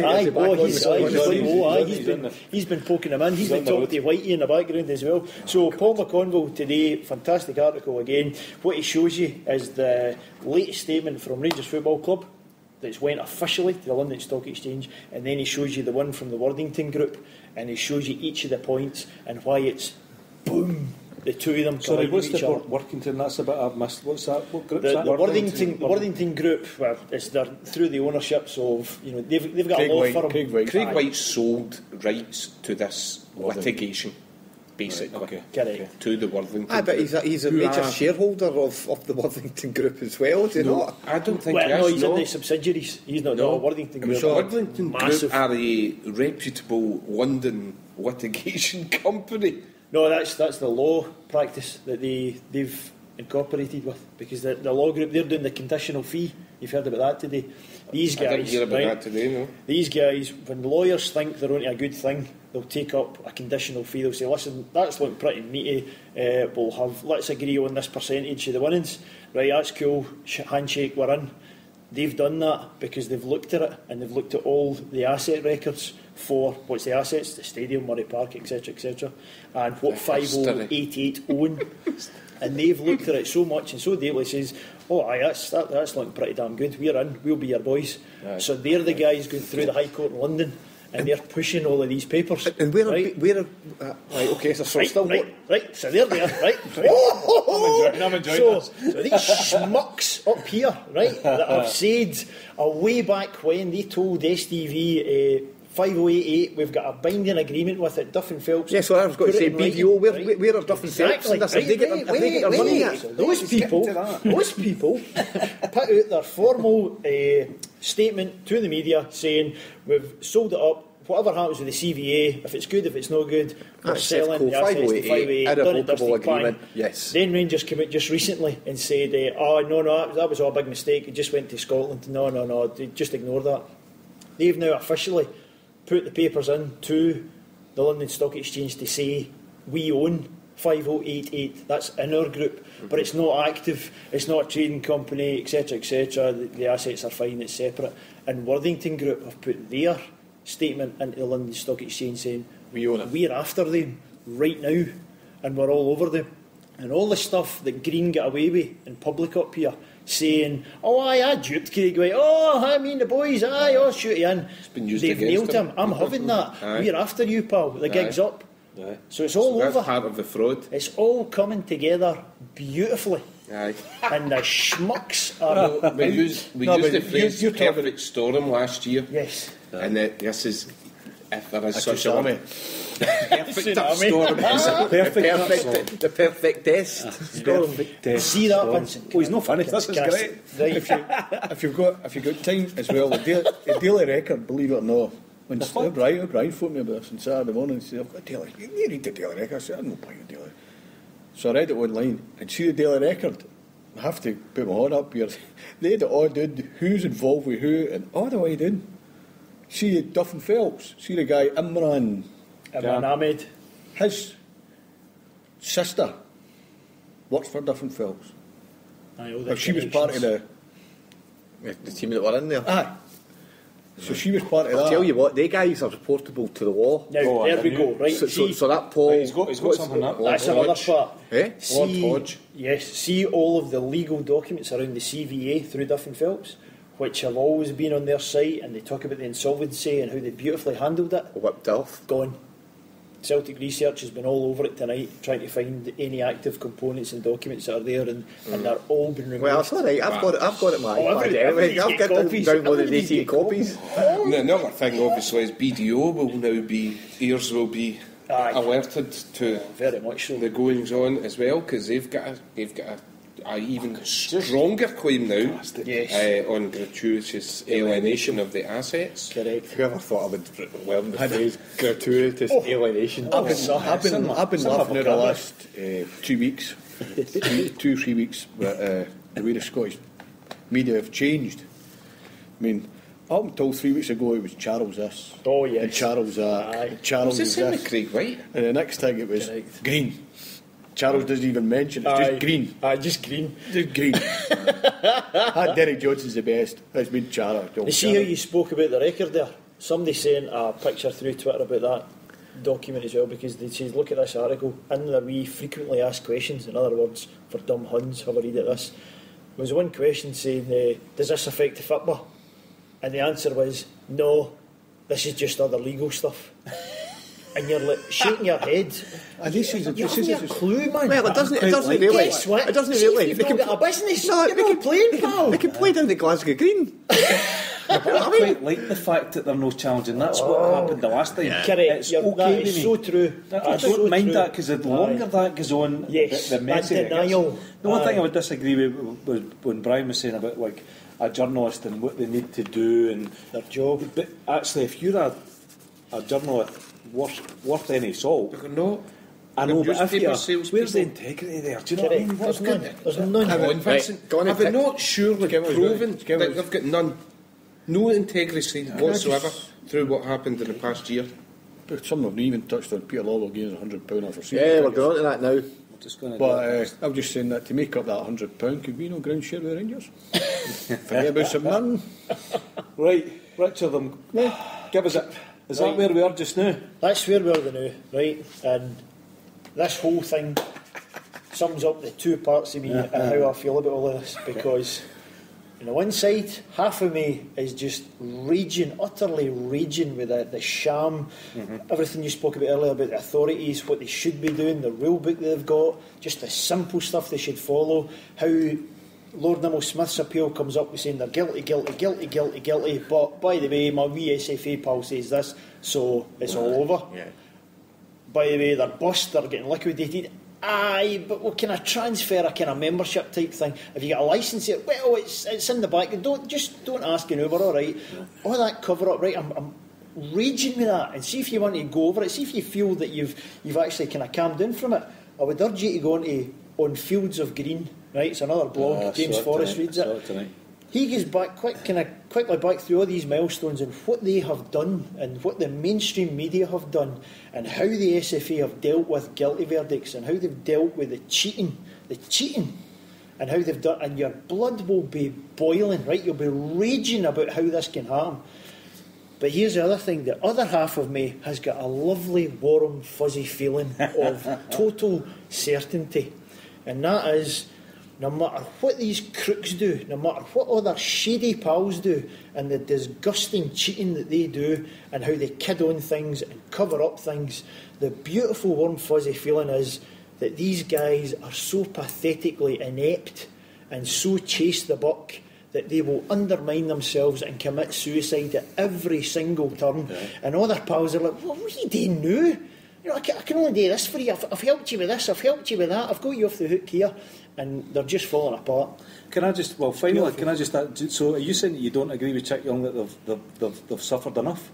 What would you say? See, he's in the guilty column. He's in the guilty. So sod the lot of them. It's all coming. Right. And it's beautiful. Excellent. So, actually, we need to move on to that because we could talk all night. I think it's been good for Richard. Oh no, he's got to I don't think Richard said enough tonight. I'll never What happened to him saying, I don't really want to be in the panel. I prefer having... This is his mastermind subject. I think he's enjoyed it. So that's been great. I said we definitely need to pick that subject up again. We're back next week. I think next week. I think by next week we could have more development. Well, actually, see, we started at we come back tomorrow. We started at 9:30, and I'll guarantee you there've been more development since then. So we're probably out of date already. I've got ding dong at me ready. Oh, good, brilliant. So just final hot topic, guys. I just wanted to make a mention of the absolutely amazing gesture of Celtic taking £100 off the season ticket for next year. Obviously, Radio Scotland hyped it up as well. That was a disgrace last night. Kenny McIntyre, I'm on record talking about Kenny McIntyre before. He's one, and they're absolutely the Chick Young, the gym trainer mould, yet tries occasionally to disguise the fact. But other times it comes to the surface. And last night what he did, it was an absolute disgrace. I just spoke in such disparaging terms. Well, the reason they're doing it is because they can't fill the stadium. Didn't they fill the stadium on Sunday? That's why they're taking £100 off. Because he read the thing out, and as a marvellous one-off gesture, Celtic had gone in. The sarcasm was dripping in his voice. And what do you think of that, guys? And I can't even remember who he turned to. Billy Dodds. And he said, maybe it was English, maybe he said, with my cynical hat on, and then he came up with a quip. Oh, really? Do you think it is cynical? And I just thought, you're an absolute cretin. And he's one going back to the whole naming thing of Green versus Charles. Yes. He's always Lennon. Do you think Lennon does this? Do you think Lennon brings it upon himself? I'll never forget that. Sorry, it's definitely explicit now. I'll never forget him when Lennon was getting assaulted, when he was getting things through, and he was the one. But does Lennon bring it in on himself? Not an ounce of sympathy or empathy or anything being shown by. I detest that man. Anyway, that's my rant. There you go. But actually, the point I was trying to make was actually what a fantastic gesture by Celtic. Yes. When you think about the money, if you try and add that up in terms of what Celtic don't you stand the figure again, Vince. I could do it quickly. As a percentage. 4 million. But actually, you think that that's actually costing Celtic. I think it's absolutely brilliant. 4 million. I think it is a brilliant gesture. Well, 30,000 at £100. So it's more in line. It's more in line with the ticketing pricing that they need to get. The boom in Scottish football, which happened when we built our new stadium, and a team who are dead were going for a number of championships to try and equal the first 9 in a row. And football reached a kind of boom over the last... It became fashionable again. It's now going the other way because of the economic conditions. So paying £588 for a season ticket is an awful lot of money to an awful lot of people. And I think actually we're now going to start going down the way. I've seen that Partick Thistle were getting praised tonight because they're saying that under 16-year-olds will go to their games next season free of charge. And I think people are now realising that they need to get the fans back engaged in the product. And price is one area right now which has been a major challenge to them getting. But it just shows you the position that the club's in to be able to do something like that. I guarantee you there'll not be many other clubs, particularly down south, that will be doing something like that. I just think it was a great gesture. And it could be the difference between some people actually renewing and no renewing. Actually, new people coming in as well. It might attract. I've watched the last 2 nights. The 2 German teams have been fantastic in this Champions League. Absolutely fantastic. But German football is booming. Yep. Booming. And that's where their prices are excellent. But you can't really compare Scottish football with German because Germany's got a bigger population. Television. You just did. The point I was trying to get across was between the English League and the German League is quite a chasm. It's £62 to get into to watch Highbury and Emirates, to watch Arsenal for away fans. 62 quid. Just ridiculous. You know what I mean? Okay. They're going in for a tenner. So a good gesture. Okay, lads. Yes. So that just brings us to our final slot. Shambolic. Okay, thanks, Chico. And before we just move into tonight's shambolic. We've just got a couple of pieces of news, and Richard's going to read that. Yes, we've got some Hill Media information. First up, Chris McGuigan from the Lost Boys, who we know, of course, as the Podmaster, or the Pod Father, he's sometimes called, the guy, the grandfather of it all. He's done a fantastic podcast just recently. Went a behind the scenes, if you like, with a guy from Celtic TV, a whole tour of the stadium and the ins and outs of it. So listen into that one if you go to hailhailmedia.com. Can we not do one again? No, we're not allowed to. You're No, barred. just copy them. Just copy them. Oh, yeah, we'll do that. Aye. You get a free tour. Oh, that's true. Just get on with recording. I we're for the Lost Boys, mate. Another one that's up we wanted to make a mention to. We, of course, did a FAC demo Tic Talk. Remember we had that? Fans Against Criminalisation. We had some interviews and recordings and stuff. But there was a guy in our company who was not on the podcast. And that would have been strange, because he was a good friend of ours from Hail Media, Mr. Joe McKenna, famous from the Homeboys, and he, of course, is the musical genius that does our TikTok outro music. So why did we not have Joe then? Why would you know interview Joe? Well, the reason is talking his work or something. He was incognito. That's right. We met him on the train in secrecy. Jason Higgins swept him inside with a blanket over his head because Joe was infiltrating the Green Brigade that day. Yes. And he's done a fantastic article about it. He went and spent a whole day with them, see how their whole kind of life works, how they organise stuff, how they kind of perform during the day, if you like. He was completely knackered it. I won't waste how he goes into all the details, but if you go into hailhailmedia.com, Joe put up a blog that's called A Day in the Green Brigade, and it's pretty fascinating. He spoke well about it in the podcast. He did, absolutely. So this is his wee article. There you go, Vincent. Is that the news? Yes, that's us. That's the news, okay. For Shambolic, I threw out to the panel what have been your favourite championship winning games. So either a neck and neck title decider, away trips when a title has been won, or just any other kind of special memories of Celtic winning the league. Okay, first up, Kevin, have you prepped? What are you going for? Come on, what are you going for? Well, there's the usual, you know what I mean? There's the usual. Centenary Is he year. talking about championships here? 10 in a row. Oh, it's the usual. So there's, I tried to pick some that was a wee bit away. Okay, don't ruin everybody else's. Just pick yours. No, you can have different ones. So I'm going to choose one that I wasn't even alive to see. Oh, but I've seen it. Yeah, and as much as it, I look at it and think that would have been pre-war. That would have been fantastic. It's also led to one of my saddest ones that we didn't clinch a championship in a similar fashion. That wasn't the it was question. when Celtic beat Rangers in '67 to win it. Jimmy Johnston, who drew 2 each. You just needed a draw. Rangers had went 2-1 up, and Jimmy Johnston was battering down the rain, and he hit one for about 30 yards, hit the bar, underside the bar, and just stopped in the mud. And you can see the black. I've got the black and white footage for the DVD and up the road and stuff like that.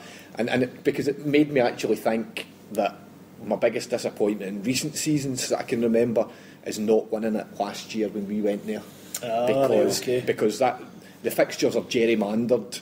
So that you never get that, and it just so happened on that date they just couldn't do anything about it. We were so far ahead and stuff, and it was so. I think I would say winning at Ibrox, if you were there that night, I mean, magnificent. I mean, I do remember the 4-2 game. And not being You can have I wasn't allowed to go yet. My dad was allowed to go. Jimmy Mackay didn't have enough tickets, and I was the one that was sacrificed. So was lying on the couch, greeting my eyes out. My dad came in with a programme and a wee pin badge, and I was going to be allowed to sit up and watch it on the TV. And of course the news finishes and it's ready to come on, and they say, due to industrial action by engineers tonight, we'll not be showing the football. So that was me. I just calmed down from my tears and tantrums, and then I started that again. So who didn't have enough tickets, sorry? Jimmy. Oh, sorry, Jimmy. Johnny's dad. Jimmy didn't have enough tickets in the night, and I get being 8 years old. Being 8 year old, I think Joe was quite happy. Old Joe was quite happy that he was able to escape without the millstone of me Hanging on his leg. restraining him somewhat. So, Okay, Pierre. I could go on, but Yes, I know. won't. Well, Kevin's covered everything, I think. Aye, okay. Recent ones is obviously that when we went down to Kilmarnock with a full bus, that was a great day. We clinched the title there. Another one was a bus we went up to Dundee United. Come on. How many are you picking? I'm just picking that one with Dundee United because The helicopter Thursday. Helicopter. Only one of Thursday. mine. Thursday, I hate that helicopter Thursday. 16 years in a minibus with 2 tickets. The rest of us watching the pub. Shambolic bus. Yeah, shambolic bus. What a laugh. All the way up, all the way back. Brilliant. When was that? 2008? It would be. Aye. It was the third. So that was Van Hesselink scored. Van Hesselink. Aye. And vinegar. Huns get beat up at a Patoja. Why was it a Thursday? Because Oh, there was a wee extension. Oh, they didn't extend the league. Didn't they do that? Wee extension Why gate. would they do that? Wee extension gate thing. It didn't extend it enough. It was absolutely ridiculous. They didn't extend Could it have and been change the cup Was that final. And was that after the riot? oh, that was Chelsea fans. Was it? Some amount of them there. Those wasn't there? pesky Chelsea fans. Chelsea fans. That was Declan's first. Another one, but you'll never bring this up because you're only there. Ah, No, he's not now. Listen to how this. do you know? Listen to this. You just touched on it. We're starting winning 10 in a row. This didn't clinch the championship, but we went to Dunfermline. I don't know if you remember. Aye. We went to Dunfermline the game before. I was in the bus. Craig Falconbridge. It was I was in the bus. Aye, we get Beautiful sunny about a day. 4-mile tailback at Forth Road Aye, Bridge. that's It never right. happened, aye. Sunniest day. Big guy scored. Craig Falconbridge. Falconbridge. Your header with 10 minutes to go or something. But the story about that day is, again, no tickets. Aye. No tickets. And we bought a parent. Me and our bride bought a parent and child. Wait a minute. Who's going to try that? Does everybody know that? She's know the crankies listeners.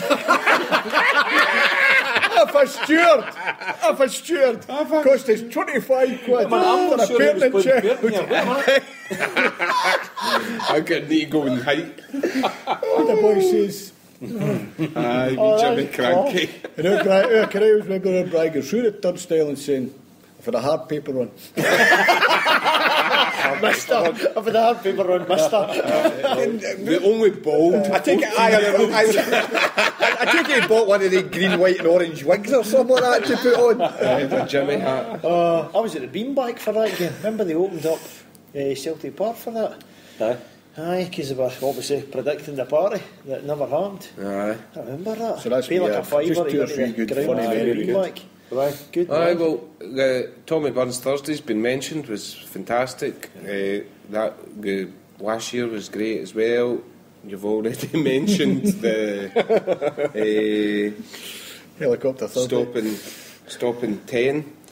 So I need to go back, and it was a game I wasn't at, but will live long in the memory. I know what one you're going to It's say right St now. Mirren. 85.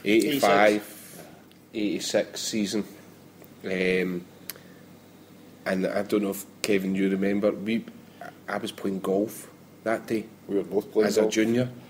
No tickets for the game, so playing golf. Why would you play golf? It was because we were- Eh? Don't you? That's another podcast. So we come off the course. No, we come off the course before the end of the game. Discovered Celtic. I think the game was just finishing as we were walking in. And Carluke Golf Club isn't well renowned for having many Celtic fans, believe it or not. Yeah, there was It was jumping. Sorry, one half it was jumping. The other half were Was greeting. morning. And I'll never ever forget every window had been down in my dad's motor. Wait for the Gather cold Fenian Fenians, men. gather round, hear the people shout for freedom. We'll rise in the morning with the Fenian band blaring in the car park, absolutely blaring, and it was just fantastic. And there was a party went on late into the evening that night at my mum and dad's house, and it was so I'll never ever forget that. I remember it very vividly because juniors didn't used to get out to 3 o'clock and then it was based upon kind of age ranking. The older ones get out, and by the time I went out, Celtic were already 1 up, probably about 3:10, and Celtic were already 1 up. Andrew Brooks was a professional look, so he used to go to Celtic matches, and so we went out, and I walked in after 14, and honestly, you could actually hear them 200 yards before you got to the you got to the clubhouse, and I just knew, like, Big Frank, so I mean, Frank McNulty, Kelly, my dad, McFadgen. You know what I mean? You could hear Big Kelly and McNulty's booming voices from 300 yards away, and I just knew they were giving them yard absolute pelters. Sorry, this was the Hearts fans in the. All the Hearts fans. Sevconians. Absolutely brilliant. Just a marvellous memory. It's funny when you talk about that, because today, 10 years ago today, was Seville. Boa Vista. And do you know, I know we're not talking about that, but I was just sitting, because it was on the CQN article, and I was just thinking back to that night. And it was a horrendous match to watch. Absolutely brilliant. I think that was the night my dad was there with Jim Craney over in Boa Vista, and they phoned the Crown like at 1:45 in the morning, phoned the Crown. And it was me that answered it. He was jumping and I'm like, hello, the Crown. My dad's like, what the fuck are you doing answering the phone at this time? I'm like, what are you doing phoning? You doing phoning here at this time? Yes! Oh, love it. Never forget that. So 10 years ago, right now, I was ratted, and had a tender to hand in the following day and everything. And oh my God! I think I broke my arm that night, and it's never been diagnosed. Jerry McKendrick and Paul Frame landed on it. Now that, I reckon that's about 35 stone between the two of them. Henrik, that's a claim. Where there's blame. I've heard that runs in the Macaulay family song about diagnosis. Bones broken and foot people. Oh, well, let's not get into that. That's all. Allegedly. That's away on a tangent. Okay, Richard, what's yours? Right, my man. Can I take this opportunity to educate the panel here? Oh, yes. Right. Yes. When your lovely host, Vincent, on this occasion, gives you a shambolic phrase, right? You think about it, you pick your game, you do whatever, but you come at it from a particular angle, right? Don't get upset and say, oh, he chose that game already. No, shut up. You can talk about all different angles. She's on a rat here. Shut up. Because Vincent, I've had that same problem hosting shows. Vincent, he's not coming back. Just because he's bothered. He's back as a gaffer next week. I'm not listening. He's ranting raving. Yes, it was. I was actually going to say he's a better host, but I'll take that back. Take it back. To prove the point, Yes. what, Street 86? I'm not getting upset. Brian mentioned it. You were? You were kicking me. I was funny. Now, as soon as you say to me titles, championships, whatever, that's what pops into my head. And there's two things in particular that I scribbled down. A visual thing, as soon as your text comes, you know how sometimes you put a vision with a name or a word or something like that. It's the picture of the St Mirren keeper clutching the ball, and then Celtic behind them going bananas. Absolutely bananas. I'm nearly bricking it. I had a moment. A movement. What did he? What happened? I've still got the ball. You know. So as soon as you, and it's one of those funny things. It's championship, Celtic winning, blah blah blah. That's what immediately pops into my head. And then the other thing is, it's a video that, again, it's a game. I wasn't physically at the game, but that game I've watched in that on a VHS tape, the Gran, old Betty Gold taped at the time. It must have been hundreds of times until it totally wore out, and it was seen up that keeper. And the other thing is the team goal, and you all know what I'm talking about. The team goal. We just kept rewinding that, playing it, and then you can hear Jock Brown's voice just go, migraine. And he gets through them one by one at the end, and then it rounds up with absolutely magnificent. And I could watch it the day, and the hairs in the back of my neck would still go up. And it's still my favourite team goal ever of any game whatsoever. So give us, you've watched that many times. Give us the movement. No, I've got more games. Hold on. Migraine, right. Big Stay, Migraine, McClare, Migraine. You can't say the last one. And then, Oh, you're not listening to the last team one. goal, that's why it's called the team cross goal. in. Then the cross. We'll call it that. Right.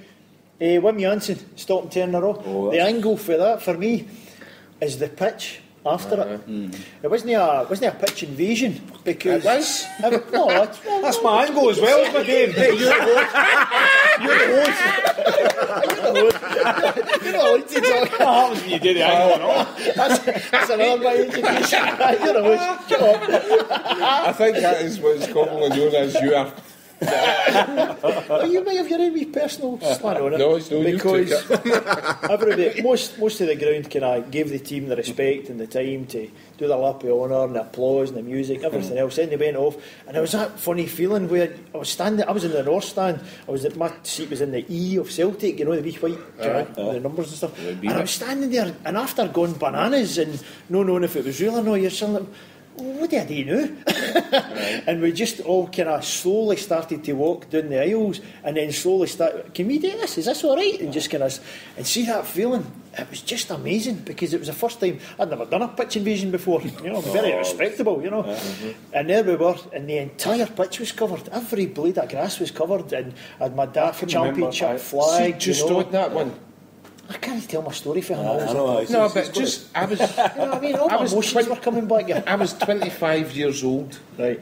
and it was the first time I was able to celebrate it with a pint. There you go. Us winning the league. Sorry to interrupt. So good man.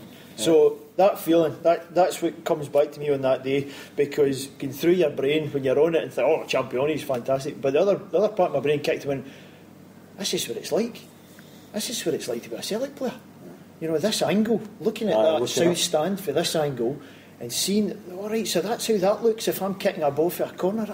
This is weird, you know, this must be immense to come out here with the hoops on, you know, and that went through my, and then slowly we trickled out from the south stand and went away home. That's like my memory actually, because it was we did the whole stunning between two stewards and trying to pick the time to run on, and we done it, you know, and we ran on, and it was that feeling of freedom. But I did the exact same. It's only then that you can look at the height of the stands, and it was amazing. And we were doing this. I always remember a huge big flag, but we were dancing under it and doing a kind of jig thing, and everybody was, you know, grabbing each other's horns and jigging. And then my final memory was going home. We tried to get the centre spot and it was gone, and then the penalty spots were gone. So we just grabbed Bitsy. And I remember being absolutely mangled. But my memory the next morning was waking up with this denim jacket with Bitsy grass in every pocket that I'd stole. And actually, did we not end up in the Crown that night? Because I'm sure I remember standing in chairs in the old Crown. It was I don't know if I was going to say we walked through the. It was at Glasgow We couldn't get in the pubs. I don't know if you remember. That's what happened. So it was actually at Glasgow Cross. See where what's the one? So the toll booth round about there at that time. There's new flats up, Right. and they weren't there at the time. It was like a wee grassy park type area, Right. and there was just thousands of people in this. And I'll just never forget it. It was like a street party, an impromptu street party. Aye. And then there was lots of coppers and stuff about, and they were fairly hands off until they got to about 10 o'clock, and then they were trying to get everybody out.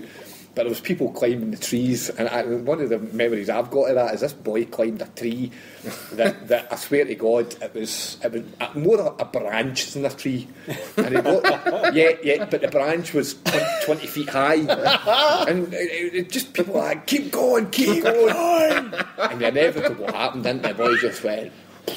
And that was the moment that kind of brought the party to an end. The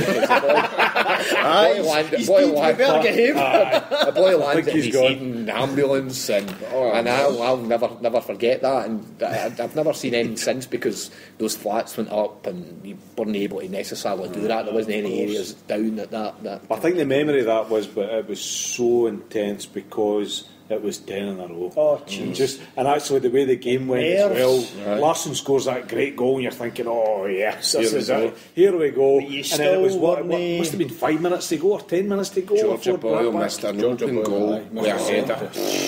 Headed it over the bar. I still see it in the first half. I was bricking it. I think those nerves tie in with the game you were talking about there, Boa Vista. You know, that just nerve shredding, absolutely nerve shredding. So brilliant, brilliant The memories. blessed Martin popped into my head as well. Martin O'Neill. did you pick? His first title. I'm Many throwing angles have you throwing in got? Specific angles. What are the The first title he ever won, and again it was for two personal things. That was the first time I'd ever went into Glasgow after a title, because we'd always just went home on the train or a bus or whatever back to Carluke, you know, just kept it local and stuff, and that was just bizarre, seeing huddles in the streets and just nonsense, you know. It was absolutely brilliant. That was nice. But you know something Who did else? the clinch that against? Was it St Mirren? Aye, Tommy Johnson. Was that Yes, Tommy Johnson Tommy. miss it? Aye. 12 o'clock on Saturday. I went into class. We were in the cools. I remember we met Jason Higgins actually, and we went in the I back. was driving that day. We went in the. We couldn't get in the front door, so we went in the back. We actually climbed through there. Somebody opened the window. We went in there, opened the window. We climbed in the back. And do you know the other thing that Martin gave me, that, and I'll never forget him for it? It was a. I like the Martin thing. It was a feeling. It was a feeling that he gave us, because I don't know if it was probably just through all the pain in the 90s and Tides had changed. just getting it rammed into you. And I know. Yep. I know we won things from time to time, and you could say, "Oh, look, we're a winner today, or we're a champion today," but I always felt second place. Do you know what I mean? Aye. And see, when Martin O'Neill turned that around, that was the start where I actually finally felt, actually deserve to be up here. Do you know that? And do you know what's even better than And it's that? not an arrogance thing, it's like, we're actually pretty fucking good, by the way. You know, so that was a feeling he gave us. But do you know what was even better than that? That was the beginning of their end. Correct. What's happening there? Correct. That came as a consequence What of happened that. last season? Totally. It was all a result of that. Aye. We just didn't realise at the We time. did, So the significance yes. of winning something, and then you look back now and said Aye. that was the beginning Hindsight's of their marvellous. end. So, the beginning of their end, and on that happy note, Oh! we're going to wrap it up there. So, thank you very much, guys. Tonight, I'm Vincent, and your panel have been Kevin, Peter. PJ Mac 67 on Twitter. Brian. Oh, he's trying to get listen. He's Yeah, trying to go get now. followers. He's trying to get followers. Yes. And Richard. Excellent. Thank you, guys. Hail, hail. Hail, hail. Hail, hail! The thing I want to see the most is the Glasgow Celtic score. I've been to Munich, been to Paris and Berlin. I watched injustice fall upon you in Turin, and I've shared the pain and glory with the friends that I have made as I dance from place to place in green and white on a worldwide tin parade.